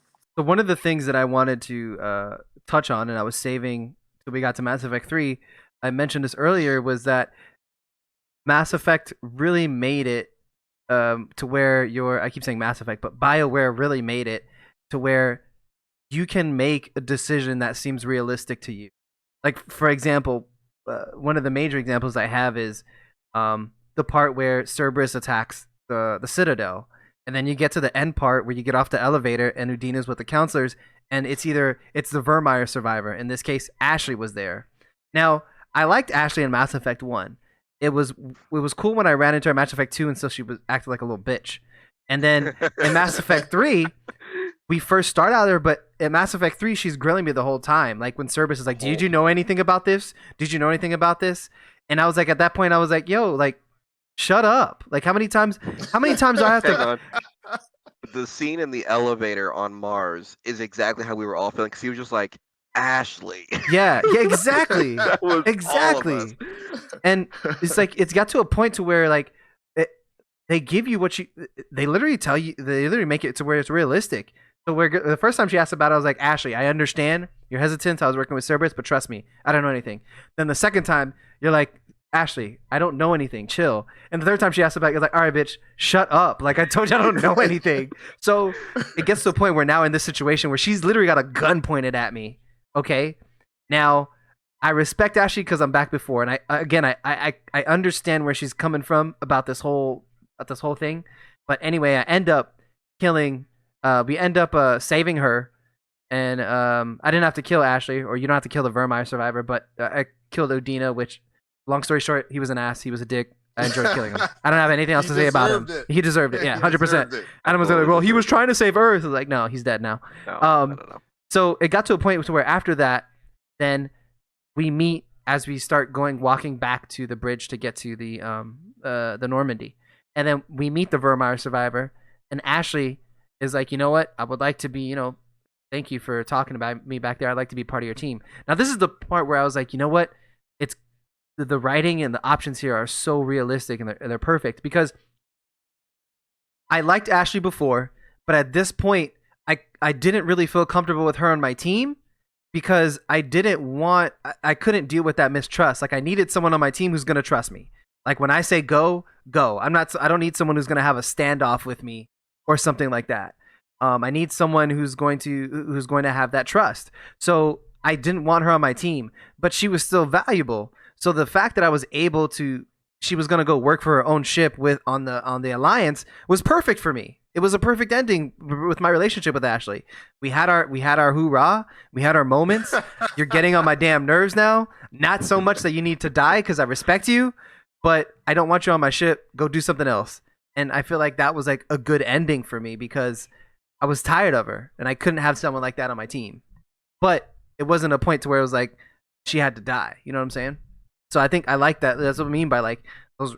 BioWare allowed you to make those realistic decisions. In many cases. I agree. With Ashley, this is kind of a bridge from where you're talking about, but just talking about Ashley as a character, I romanced her in 1. Mm-hmm. Then everything in 2 happened, and she ticked me off. But I was like, you know what? I'm gonna be loyal because in 3 she's gonna come in clutch. And were you wrong? and then I played through 3, and all of the first half of that game is just she is taking a dump on your existence. And I romanced her. I finished it because I felt like, you know what, I'm that guy. I'm loyal. We're gonna finish this out. But as soon as I finished Mass Effect 3, I went back and started a Mass Effect 1 playthrough, and I specifically did not romance anybody. So that I could, because for me, I love Miranda as my canonical romance, and so I didn't romance anybody in ME1. And then when I romanced Miranda, I'm like, you're my girl, you are it from ME2 and ME3.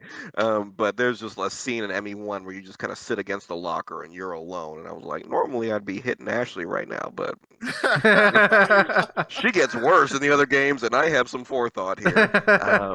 But I know again, things now. Yeah, exactly, yeah. I've learned. But the flexibility of going back and making those choices, I love. But I agree with you 100%. The fact that like normally that decision would be forced on you. Like, Mhm. yes, this is a squad mate that you are going to have, but the fact that they gave you that, and it's such a pivotal character in the trilogy, Mhm. and for them to be like, you know what, do you want him or do you not? And they're like, I didn't even think this was going to be on the Yeah. table, but I'm glad you're offering it. I thought it was literally like death or she's on your squad, you know? So it was neat. Now you mentioned something with the playthrough with redoing the playthroughs. Like you can remake decisions to see how you're gonna make how different outcomes. You can replay the missions, make different decisions, so you have different outcomes.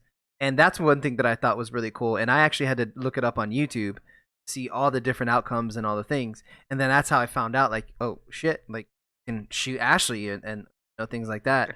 So I was like, and that's when I was like, well, damn, like I didn't want her to die. So like you really could have been any way. So like that's why I was like, damn, this is pretty good. So one of the characters that I wanted to spotlight, and I don't know if this is an unpopular opinion, but I really liked Grunt. And the reason why I really liked Grunt was because he was so simple, and yep, that hair, like that's it. You know what I'm saying? Like he was pure like I'm gonna kill shit, but like in a respectful way. You know what I'm saying? Like, and I really liked Grunt because he was simple, and Grunt was that guy. Like, it wasn't. I want to say like a dog, not is like sick 'em boy. You know what I'm saying? Like, just get him. You know what I'm It is saying? what it is. But that's yeah. what it is. Like when someone's bullying you, you're like, all right, Grunt, take this dude out, and There 100% go. you could depend on him to do that. You know. So yeah, that's want to give a shout out to my boy Grunt. Because he was a pretty good character. But after the ending mission, like the final mission of Mass Effect 3, I don't know if this was in the original, but you get that point where you get to call everyone that survived Yeah. on the holograms.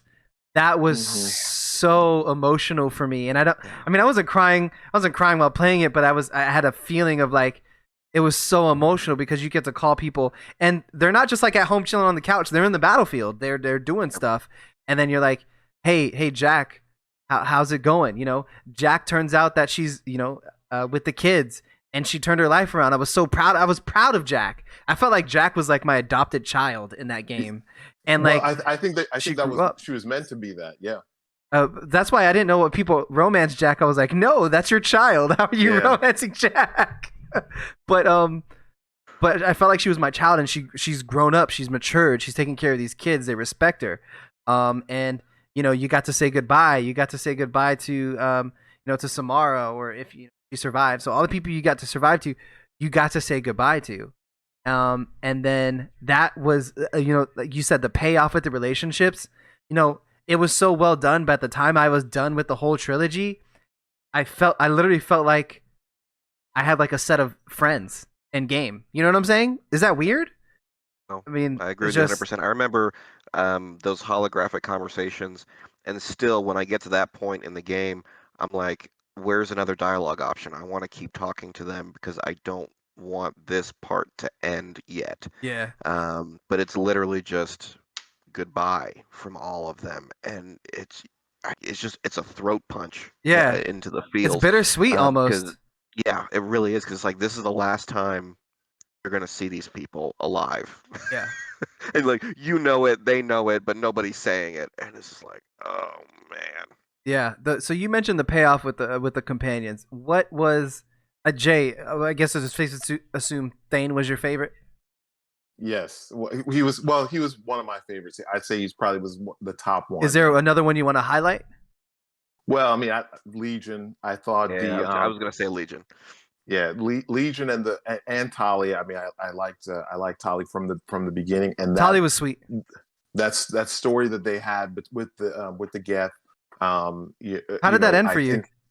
Well, I was able to broker the peace between them, so Okay, cool. which Likewise. I felt yeah, which I felt was I don't know which of the two, which if it was the canonical ending or not, but it was one of those things where it's like it felt like a major accomplishment, and I mean, and I know it maybe it might be weird to say, but it feels like one of those things, like almost like if someone was able to make a peace between Israel and Palestine. You know what I mean? It's like Gotcha. you had these two cultures that that were locked in this like death embrace, but Mhm. then you were able to get them to get to a place where there was peace, and it was like, wow, this is like you're playing through this game, and it's like, this is not you wouldn't have thought that this would have been possible at the very beginning of this game, They and also then to did a be able good to get job with Or yeah, go ahead.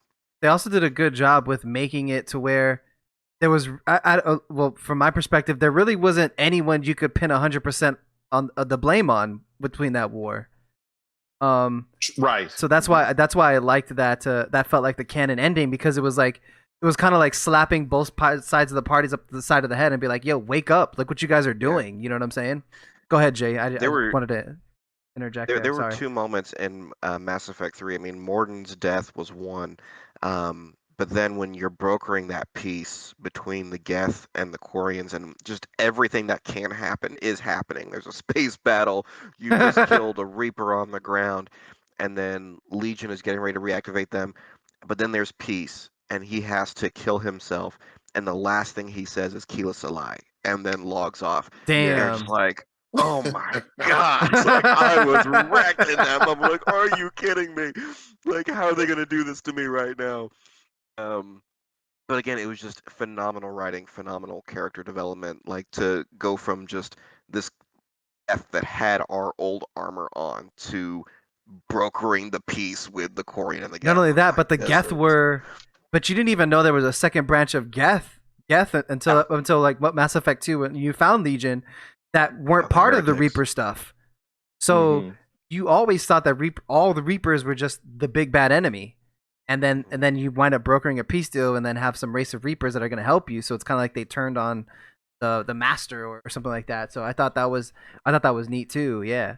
But yeah, I agree with you, Jay. Legion was definitely a Huge. really cool character, and his ending was it was obviously you wanted everyone to survive, but I'm okay with the way he went out because it felt like there was just served as like with same thing with Morden, it just served a much bigger purpose, you know? Mhm. Right.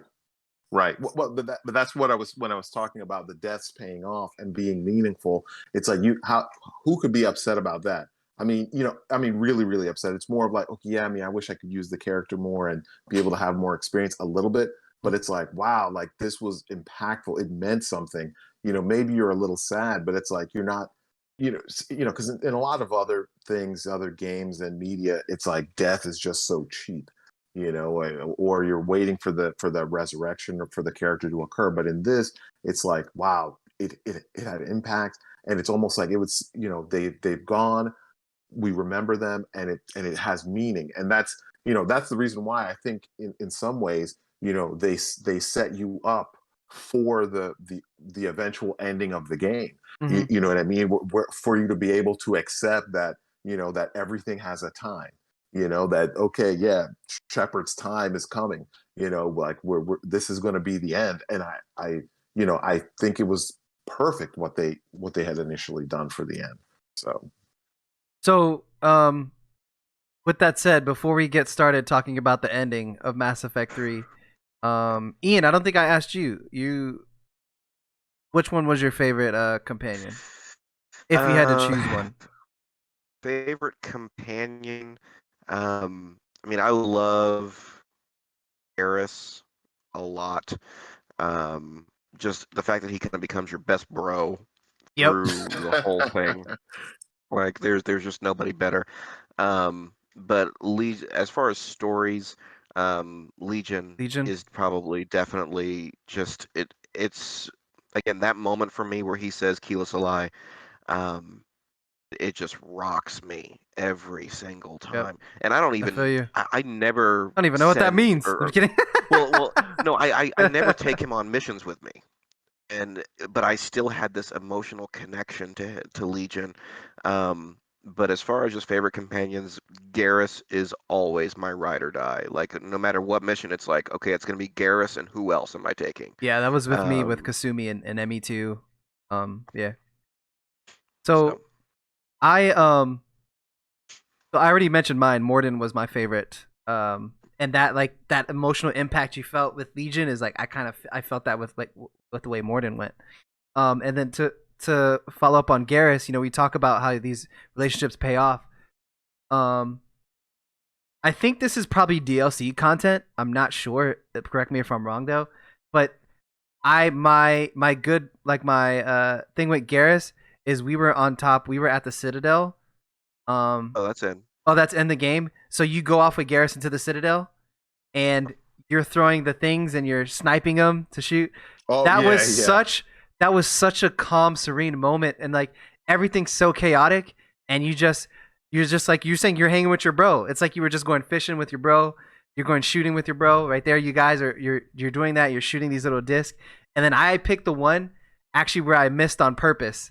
And Yep, then I was just Garrus gonna is like, say, yeah. I beat the great commander. Like that whole scene Yep. was like you said it before, Jay. It was a movie. It was a freaking movie, and like that, it was like whoa. Like you really felt like this was if this was your last interaction outside of a battlefield with Garrus.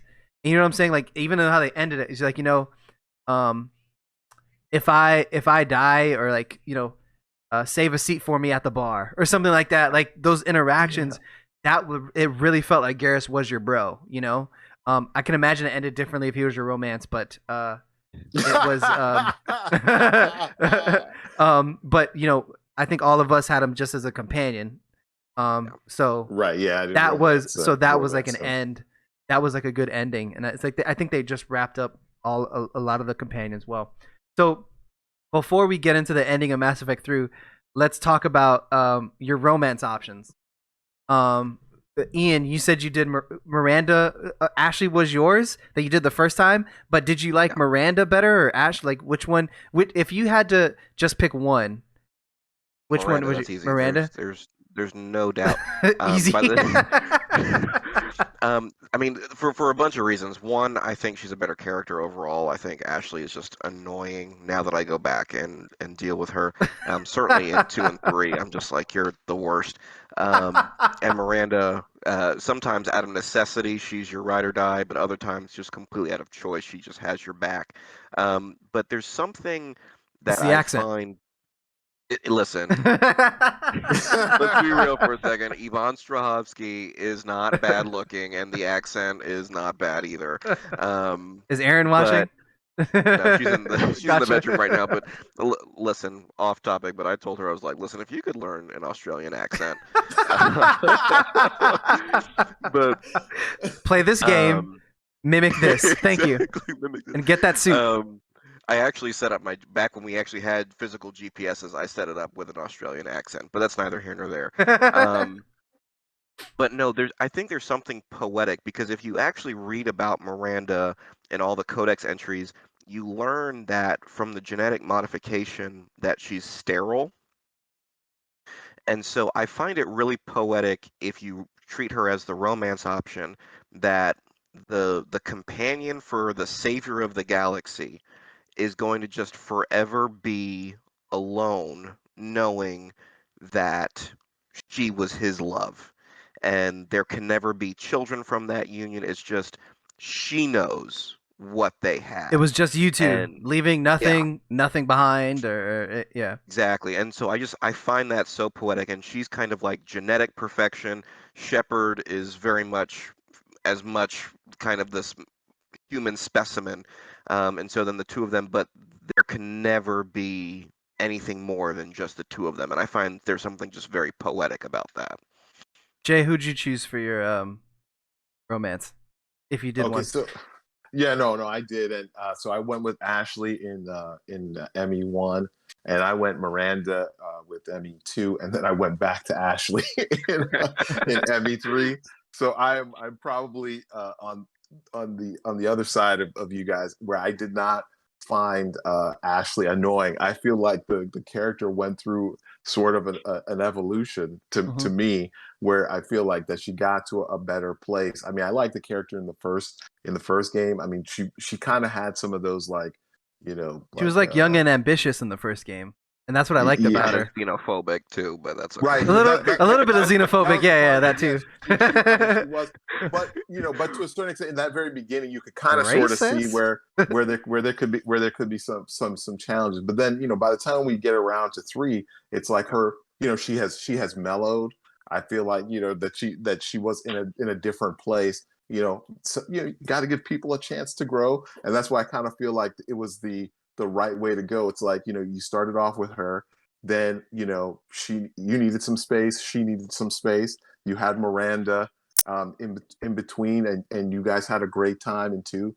But then but He then had a nice little you fling in between, you know. In the right, engine room, yeah. right, where you were both able to grow and enjoy each other's company, for that amount of time. And then, you both had come to a place where you meet Ashley again, and it's like, okay, yeah, we can really make a go of this. I thought that was, in a way, when I initially played the game, and you get to 2, I was like, man, I really wish she would have been an option there. But, I guess, kind of for my canonical way of looking at it, I think it was the right thing to do. Sometimes you need to be apart and be with other people to become the person you need to be to, get with the person that you're meant to be with. And I kind of feel like that was sort of the arc.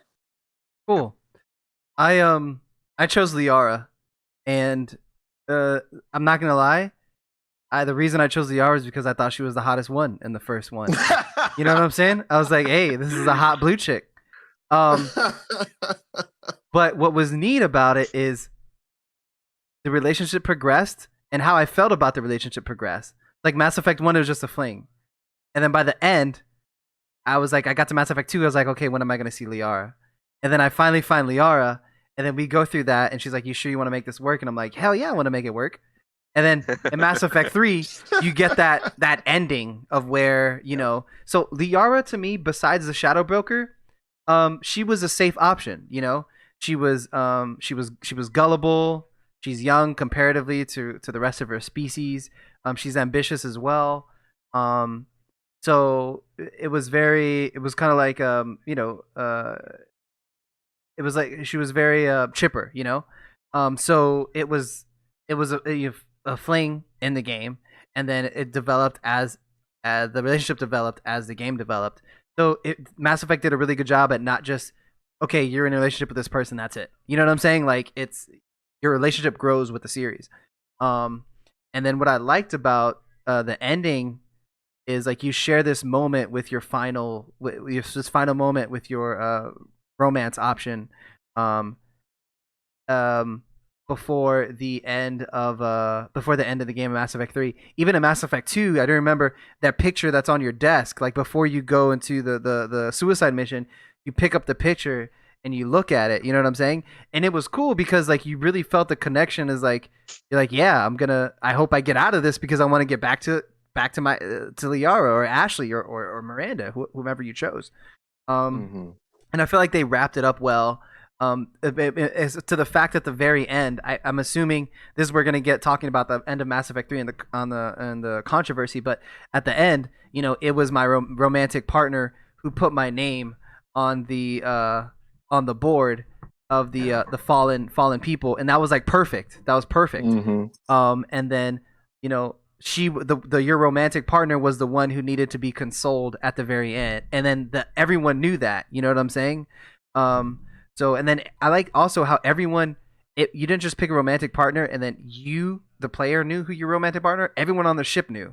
Like Rex would make jokes and he was like, I don't have pretty lips like Liara, or I don't have pretty lips like Ashley, you know? So everyone, or even Garrus made a joke like, oh yeah, I bet if I was doing something else with the commander, I'd be in that position too. You know what I'm saying? So like people made jokes. So you really felt like you were like in a relationship and you know, it was cool. And so it got a point to where I finished Mass Effect, the Mass Effect trilogy, and you know I missed my friends that I made in the game, but most of all, I missed my romantic companion romantic companion the most, and I think that was well done. Where you know if you chose a romantic partner, they really made it meaningful. It wasn't just this is who you have sex with. You know, it was more than that. Absolutely. Yeah, it Um, wasn't just a sex scene. It yeah. was definitely more than that. All right, so let's get to the Mass Effect 3 ending. Jay, we've talked about it before, and I know you've got you're a harsh critic, and you got some good takes. So I'm gonna let you start off this section. Mass Effect 3 ending. Let's start with Jay. Go ahead, man. All right. So for me, I think that the original ending, not the one that was originally released for the game, not the one where after everyone cried and complained and Cried and BioWare altered complained. it. Well, I mean, listen, that's really Yeah, that's what ultimately happened. Yeah. what it boiled down to is that people were upset about the ending, and they just kept savaging BioWare for this, even though it's like the entire game, is leading up to and preparing you for the demise of Commander Shepard. I mean, that's exactly what we're leading to Hmm. the whole time. I mean, and we were talking about payoffs before. It's like that is part of the payoff that you do win. Again with the theme that we're talking But about, there's a you do cost. win, but you do lose. Hmm. And are you willing to put up or make that sacrifice?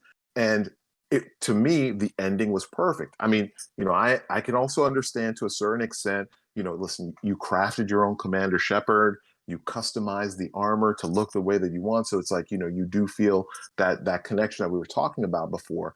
But I mean, as far as like the story and, we had come to the end. and I Mhm. feel like that's the way that the game should have ended. I do feel that there is a that BioWare caving in the way that it did. This is kind of one of those initial things coming into our culture now, where all of a sudden now it just becomes where if someone or fans complain enough, then it can cause a company to change whatever they're doing. And Mhm. now, don't get me wrong, in some circumstances, I mean, obviously that's a correct thing to do. But when it comes down to creative things, I feel like like in this, we've trusted them with this story for the three games and all of the DLCs. And although we didn't like touch on every aspect of the DLCs coming up to this point, every DLC that they did was good and was worth it. Mhm. From I like for you, I know that you played the game and all the DLC came together. I Mhm. paid for each of the DLCs that came with the game because the game was so good that whatever chapter came out, BioWare had my money. I could buy it sight unseen because I knew it was going to be of a certain level of Mhm. quality. You trusted them with the storytelling all up to this point, and then now you want to complain about the ending that is provided to you, which we have been leading up to the entire game. Yeah. you know, and then think about how reversing that ending, how it sort of lessens the impact of the sacrifice that your character makes and the choice that you have to make. When it comes to that, I mean, Mhm. there is a certain weight that comes, when you're having to choose, what was it, the have the choices from the conduit. Yeah. So Um, you had the Control destroyer synthesis. yes, right, control destroyer synthesis. right. So you're having these, you're beaten down, you're on your last legs here, and then not Half of to your mention, body, I think, is like what 10-degree burns too. Wrecked. So Yeah.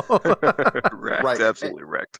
and not to mention too, like, just another little side point of the storytelling that BioWare did here is, like, the image of whatever the conduit that appears to you is like, well, this is the haunting memory of the little boy that died, mhm. at the beginning. So it's like, we have another sort of connective thread here that of what's appearing to Commander Shepard. But at this point, it's been leading to this.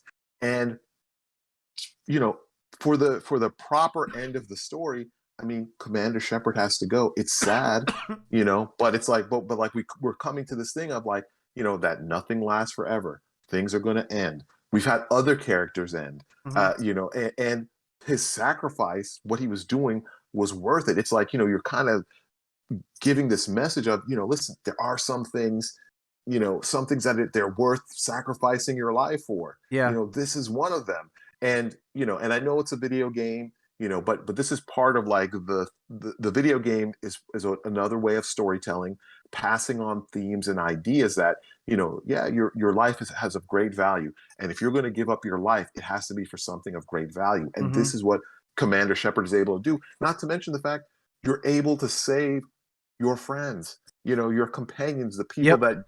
that you've been doing that, and then subsequently the universe.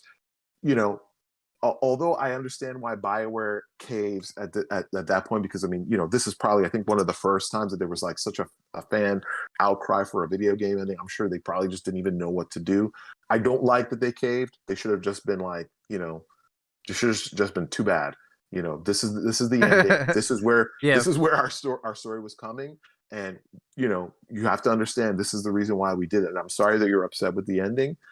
Did you not enjoy the two prior games, or this game up until this point? We're at a point in our culture, and I'm not going to go too far into this, but even with the Game of Thrones thing, it's like, everybody gets upset with the ending for Game of Thrones, but it's like, well, we had all of these seasons of great things. This is just one thing. And with Mass Effect, the thing that people are upset about is not even something that I think they should be upset about, because our movie our movie is over. We're Yeah. done now. And that's and Yeah. that's the reason why it ended the way that it did. It made sense. It was impactful. It was beautiful. It was great storytelling. No one should have any problems with that original ending to Mass Effect 3. So I am a little bit. I can't really speak much for it because I didn't do the original. So what I saw was the extended ending and everything. Um, but from what did you choose, by the way, Jay? Oh, I chose S- synthesis. Okay, I chose synthesis as well. Um, and I don't mean to get off topic, but I chose synthesis because Joker and Edie are literally the cutest thing on the freaking planet. So damn if I'm not gonna get to keep them together. But anyways, when I realized what the other decisions would do, I had to choose synthesis because like I can't lose Edie, I can't lose the Geth. Yep. I want to save everyone. You know, I want to save as all these people that I put hard time into. So when I made my decision, I wasn't expecting Shepard to live at all. I was actually surprised that there's one where Shepard like twitches at the end. Like you don't know if she's Right. alive or not. And I was like, that's stupid. Why? Like Yeah. there's to me there was no way better way for that to end unless than Shepard's death. Because if in that case, you're gonna tell me that um you're the main character, but a companion got a better death than me. Legion got a better death. That Morden Right. got a better death. You know what I'm saying? Like, no, I'm the main story. I have to have the best death. The most meaningful one or the best ending.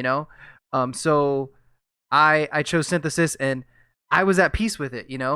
And as you're falling through, you have like it goes gray. You have visions, and they're calming. They're not scared visions. Like it doesn't feel like your Shepard's scared. It feels like they are. They're just they did it. They're remembering those that they love. They remember those that they save. When it flashes to Liara, I like teared up a bit. He's like my baby, but but you see your friends. You see Edie. I don't know. I don't know if it chooses those people at random, but you got those flashbacks. Really made it seem what you were doing was canon. No matter that was like your death meant something drastic, and immeasurable almost, and you get that feeling as you're falling through, and then eventually when you pass away. Now the extended one, when they step out, in my case the synthesis, Edie and Joker step out, that was brilliant to me. I was like, that by itself was just, if there was the last two only saved in the universe, I was okay with that. And then at the end, everyone's, I don't know if this is, I think this is part of the extended, but at the end everyone's gathered around the board where everyone's names are, for and then your romantic person puts your name on the board, and then Edie said, because of I was femshep, so because of her I am alive and I am not alone. And then you see like all those friends, so you really get that sense like this is who I did it for, this is why I did it, this is why I died. And it was okay. It was okay that you were gone. There was a sadness to it, but it was okay because you see your whole crew there and you know that they're going to be okay. You know what I'm saying? And that's, to me, I thought the ending was great because it showed that, and it not only showed it, it made you feel it too. Go ahead, Ian. So, Jay, I agree with you on some of this, but on a lot of it we disagree, honestly. um, Okay. because I agree with both of you. I think that Shepard had to die. That's just a reality. And I'd be lying if I said that I didn't do the destroy ending once just to see the flicker of Edie breath. killer. Yeah.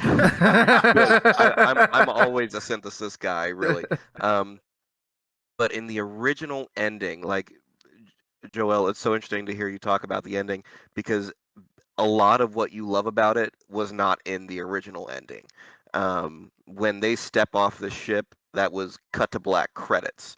Um, and I just remember sitting there like, that's it. So you don't have Um, you don't have when people were like, you didn't have them like put your name on the board, or no, like mine. not I at got a all. whole backstory and like the Krogan are doing this and the whole world is None of that was synthesis. in it. Oh, None okay, of it was in gotcha. it. So it was like kind of a Um, cliffhanger, I guess. it was just they step off the ship and to black, and if you pick synthesis, you see them have kind of that green skin, Hmm. Right. but there was no resolution of things. You can argue that was those flashbacks as you're jumping down the middle or kind of your resolution, your goodbye. But after you've built all of these relationships, these stories, there had to be some kind of how did things go after we died? What's the epilogue to this? And I just remember I love of all the games, Mass Effect 3 is the best gameplay for me, and so it's my favorite to replay. But whenever I get to the ending, I just felt so pissed off. And I remember driving to pick my mom up from work after I'd beaten the game, and I was just in this daze of, was that really it? Like, I feel like there's something at the end of the credits or something that I missed. Did my game glitch? I was running all these scenarios in my head. So So I'm you're like, saying like there's you didn't get so so like you're saying, and correct me if I'm wrong. So you chose synthesis. They're green skin, but did what I did, was it worth it? Like, is that what you're like? What happened based on what I because did? Like, is you that what don't you're know what saying? happens with the Gotcha. Krogan. You don't know, because I mean the synthesis hypes you up because you're like, okay, so we get access to all of this information over millennia, and we're all going to be able to work on this together for a better society. And in that moment, I'm like, oh my gosh, I cured the genophage, but it's completely okay because the Krogan are now going to be hyper intelligent, and we're going to be able to work together. This is going to be perfect. Dude, they rebuilt their Um, civilization, bro. exactly, and it's beautiful. But you never see that in the original. It's just you see the Normandy escape. They hit the green blast and they land on the jungle planet. Joker and Edie walk off, pan up to the sky, credits. I can see how that's And disappointing, to be honest. I can see that. I just remember just feeling so defeated, like this is what I waited for.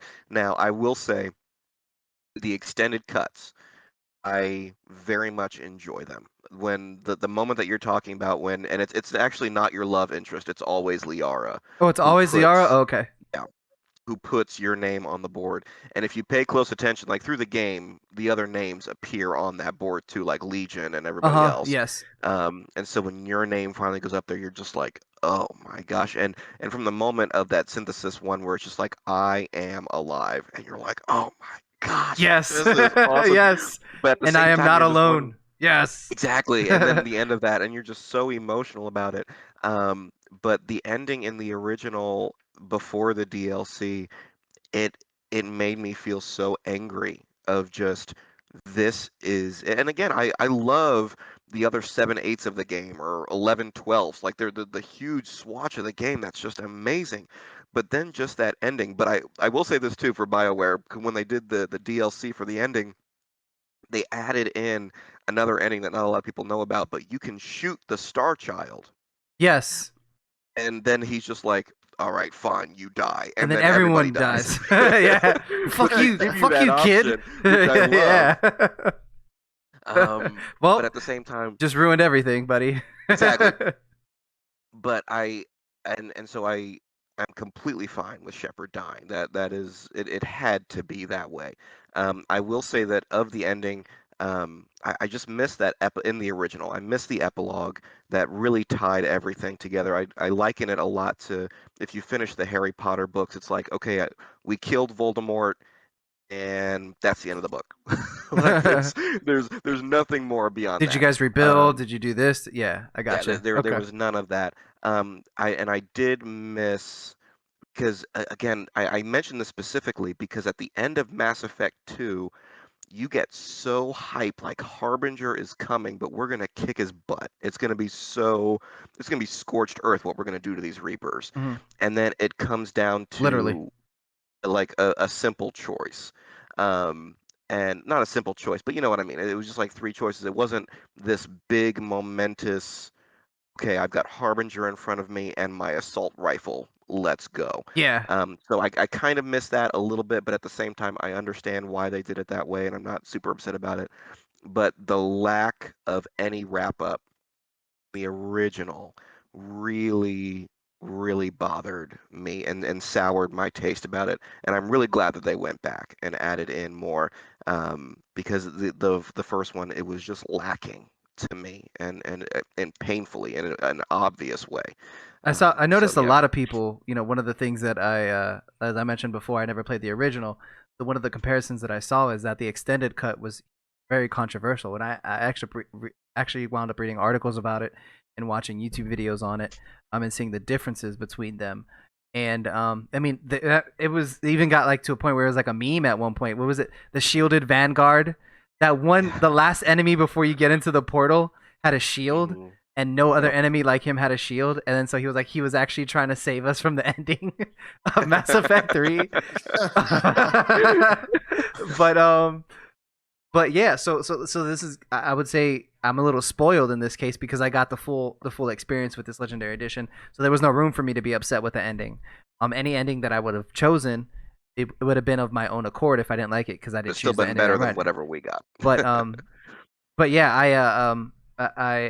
I understand where you're coming from, and I can definitely see that. I can see that being upsetting if like, okay, I think I made the right choice, but did I? It kind of leaves you in like, what happened? You know. But okay, so we covered a shit ton of stuff today. And I know we have I know we've gone for a bit. So the last question I want to ask you guys is, we had a teaser trailer and it looked like Liara. Yeah, Yeah. definitely. Now I know there's speculations that she went to find Shepard or anything like that. But I figured, don't they live for centuries? So everyone, all your companions probably could be dead by now. But what are you guys looking for Mass Effect 4? Are you, and it's a broad question, and it could be very basic. Are you looking for, are you looking for maybe a uh, um another, I don't know, it could be anything. Are you looking for, maybe you play as an Asari in this one, or maybe are you looking for, maybe it found Shepard alive or something, or or maybe it's another universe like Andromeda tried to do, or something. I don't know. But what are you guys looking for in Mass Effect 4, as far as, or what do you guys speculate in, or what would you like to see? I guess, um, in the next one, and anybody could You want start. to go? I guess, and I thought about this, and I'm not really sure about an answer. I think that Mass Effect 3 had found a decent enough balance, um, but I played a very little bit of Andromeda, and part of the issue, I couldn't get through the opening level of it. It just did not have my interest from the word go. I know some people really enjoy it, and I'm not Hmm. poo-pooing the game, um, but it felt like a departure from what I was expecting. Um, From my so if understanding, they, it's a whole new studio that designed it, and they purposely tried to take it to be something else. Right. And to your point, I'm about 2 worlds into Mass Effect Andromeda, and I can honestly say it had a lot to live up to. It had a shit ton of stuff to live up to. The characters aren't as interesting. Um, but I have to say, Mass Effect Andromeda, I think it got a lot of shit because I'm playing it now when there's no major bugs and stuff. That's all been fixed. yeah, But it's not that bad, you know. And I understand people have different cups of tea, but like for me, I like more of the Mass Effect 1, 2, 3. They were all, the original trilogy was like zones. Like you went, you did this zone, you did this zone. This one has more of like an open kind of exploration thing, and the combat and stuff, it was different, and it was hard because they tried to be ambitious with a title that was had a lot to live up to. But so far, I'm going to talk about it later when I finish it. But so far, I don't think Mass Effect Andromeda is as bad as I thought it was going to be based on what people said. But continue. I didn't mean to cut you off. Sorry. no, you're fine, man. Like I said, I really don't have a problem with Andromeda as a game. It's just for me, I had a hard time sinking my teeth into it, particularly in the opening level, because I don't mind exploration. I really love it. I think it's one thing that's missing from 2 and 3 that was more prevalent in 1, because of it's so zone Mm-hmm. related in 2 and 3. But what I didn't like in the opening level of Andromeda, it just felt like if I explored, I was losing access to other areas that I wanted to go back and explore. And for me, I like to clear areas and get everything that I can. Gotcha. And it Yeah, it, it was just this one you cleared a first part of it, then you go to the next one, and then the next part of the story brings you back to that previous planet, and yeah, then and you so that's you just clear another so area. irritating for Gotcha. me. I understand. Um, But I was thinking a lot about like about ME4. One thing I'd like to see potentially is space combat. I think that that was missing Oh, okay. um, in the others. But as far as story, a nemesis. Would love to see What do you mean? a nemesis. Like in the first game, we had Saren, Mm-hmm. and then it moved to the collectors. It Mm-hmm. wasn't a person, it was this whole body. And then Ah. it turned into Harbinger. But then Harbinger, we never really fought Harbinger. Mm-mm. It was just, again, kind of just the Reapers. There was never an entity where it was like, I'm going to get you, and you are a thorn in my side. And I would love to see a villain Like a rivalry. that, yeah, like a rivalry, like a Thanos kind of threat, where even though it's this serious person who's causing trouble, it's one person who I can touch, who is tangible. It's not an idea. It's not an army of galactic robots. Mm-hmm. It is something tangible that I can have dialogue with, and really like some of the most powerful moments to me, even in Mass Effect 1. Like I remember being on Vermeer, and that first moment when you talk to Sovereign and he's just giving you all of the villain lines. Like before Thanos was Thanos, he was like, "You exist because we allow it." And you're like, "Oh my Yeah. god!" Like, It's like, "Oh my excuse me, god!" who are you? Who are you? Who are you? Exactly. Who the I'm hell like, do you think "Come you here are? and say it to my face, man. Come here and say it to my face." Um, And then you, but we never really had those moments again. I think there was some in the DLC where you interacted with Reapers, but I never saw those because, like I said, I never played the DLC. I'm But so I would I'm not gonna ruin it for you, but they're not Reapers. the Leviathans.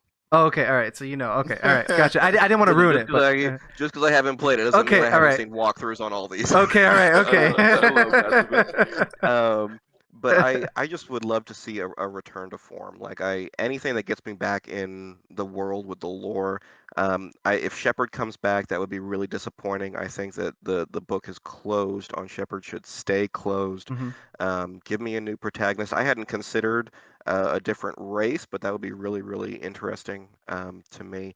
But anything that gets me back in the universe, I would be really excited. And again, Andromeda for me felt the same way, where it was like, okay, we have no connection purposefully to every canonically. They leave between Mass Effect 2 and Mass Effect 3 to Hmm. go on the Andromeda mission.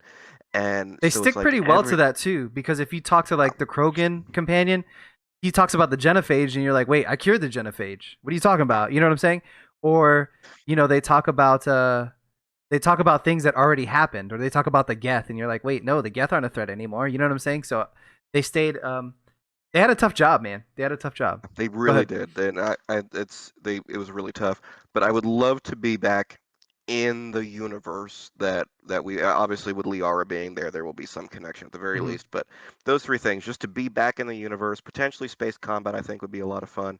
And then to have a rival, So a nemesis. not baddies, like a baddie, like gotcha. And then when you show up, you get that one-on-one assault rifle with that guy at the very last mission. Yeah. What about you, Jay? What are you looking for? Mass Effect 4. All right, so I think I'm in a sort of an opposite position to you guys on it because for me personally, I'm really not looking forward to a Mass Effect 4. Oh, you want it I to be think, done? yeah, I sort of Fair. feel that way now. Now, so on a creative level, I mean, I sort of just think it's done, but I realize, okay, this is a business, and Mass Effect is a franchise, so they're gonna have to do something, and I think that they're sort of caught in a trap. So out of us three here, I'm the one that actually that finished Andromeda, right? And so Andromeda to me, so Bioware tries to do something where they say, okay, we can't really do anything with what we built on with Shepard, so we're going to go ahead and try to tangentially create something that's new, right? Hmm. So in this, we get new aliens who are designed very interestingly. That we have a great lore for them and the backstory. Your protagonists, the Ryder twins, Hmm. great options here, but it just doesn't hit the mark. Now, like you were talking about, Joel, I think Andromeda gets unfairly picked on because of the technical issues and the graphical issues that it faced when it first launched, right? But if you play the game, it's a good game. It's a solid game. It's not a great game. It's good, and it's I always said which if it didn't have the Mass Effect title, like if it was just Andromeda Yeah. and something else, I think it would. I think the reception would be a little bit different. I agree with you wholeheartedly on that. It would have been different, but the problem is that we're coming off, the epic trilogy with Shepard, and then you gave me this story and these characters that were good, gameplay mechanics that were good, but they just don't live up to this innovation that we had with each of the three Yeah, games there in the was. trilogy.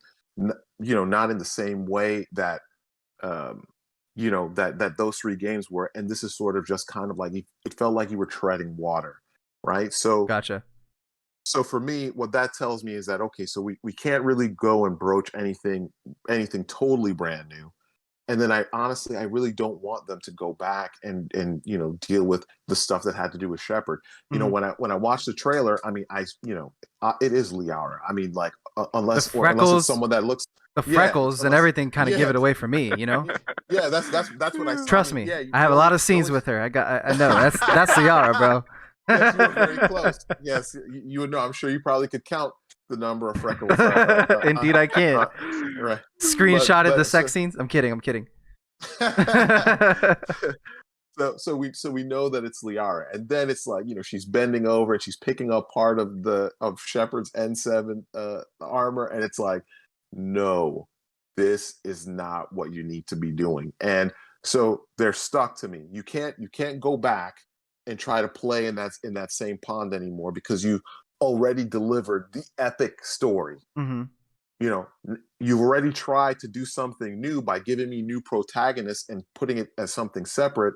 And while it was good, it's not as good as what we had before. So I don't think that they should really touch it. And I'm probably amongst the minority in the opinion here. And listen, when Mass Effect 4 comes out, I'm sure I'll probably play it. I was gonna If ask, it's a, would you get it if Mass Effect 4 came out? yeah, I'm sure. I don't know if I would buy. I don't know if I would buy the copy of the game at launch. Maybe if it was on Game Pass, or when maybe 6 months to a year later, when I'd be able to buy it for $40 or something like that. I probably would do something like that. It wouldn't be a first day buy to me because I don't. And don't get me wrong. I like BioWare, and I think that those guys do a great job. And is it possible for them to do something with it? Sure, it's possible because sort of the companion franchise is Dragon Age, and Dragon Age, I do have some more hope for when they do Dragon Age 4. But I mean, it's like in this one, this story and these characters and this world, it really seems like it's already been It's wrapped up in complete this for you.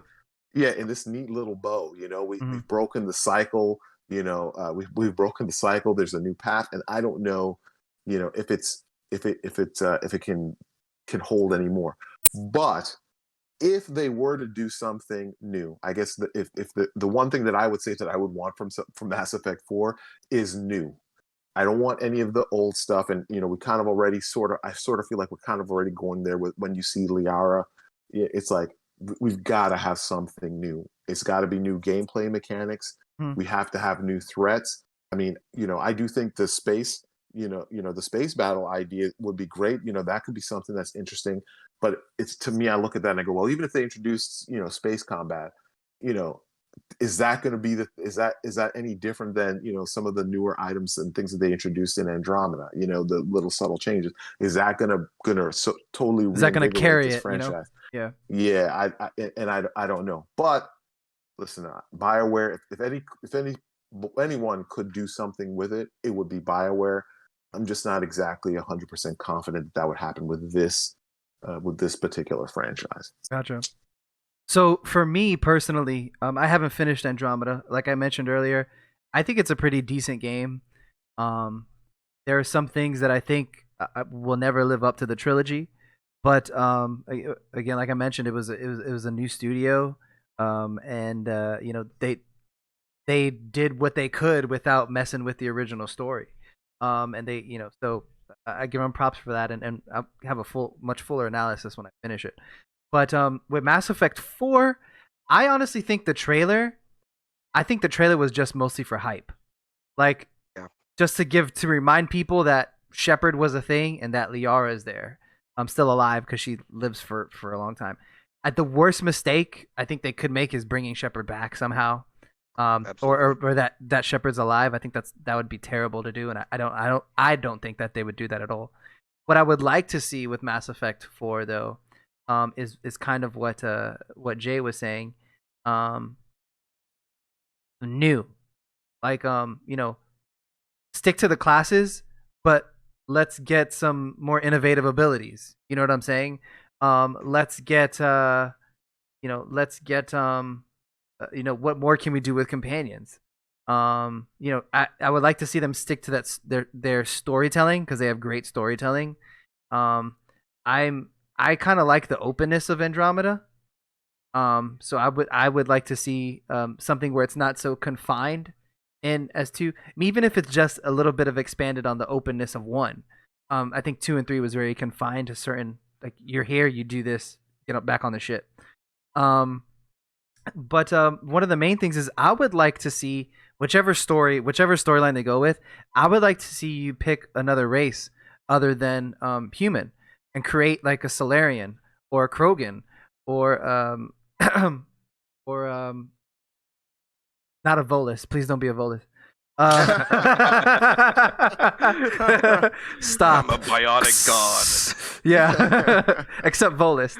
But be able to play as one of the main races, and kind of create like a almost, almost in a sense, kind of like now bear with me. Like in Skyrim, any race you picked, you were like you were the chosen one. There's something that happened to you. You were the chosen one.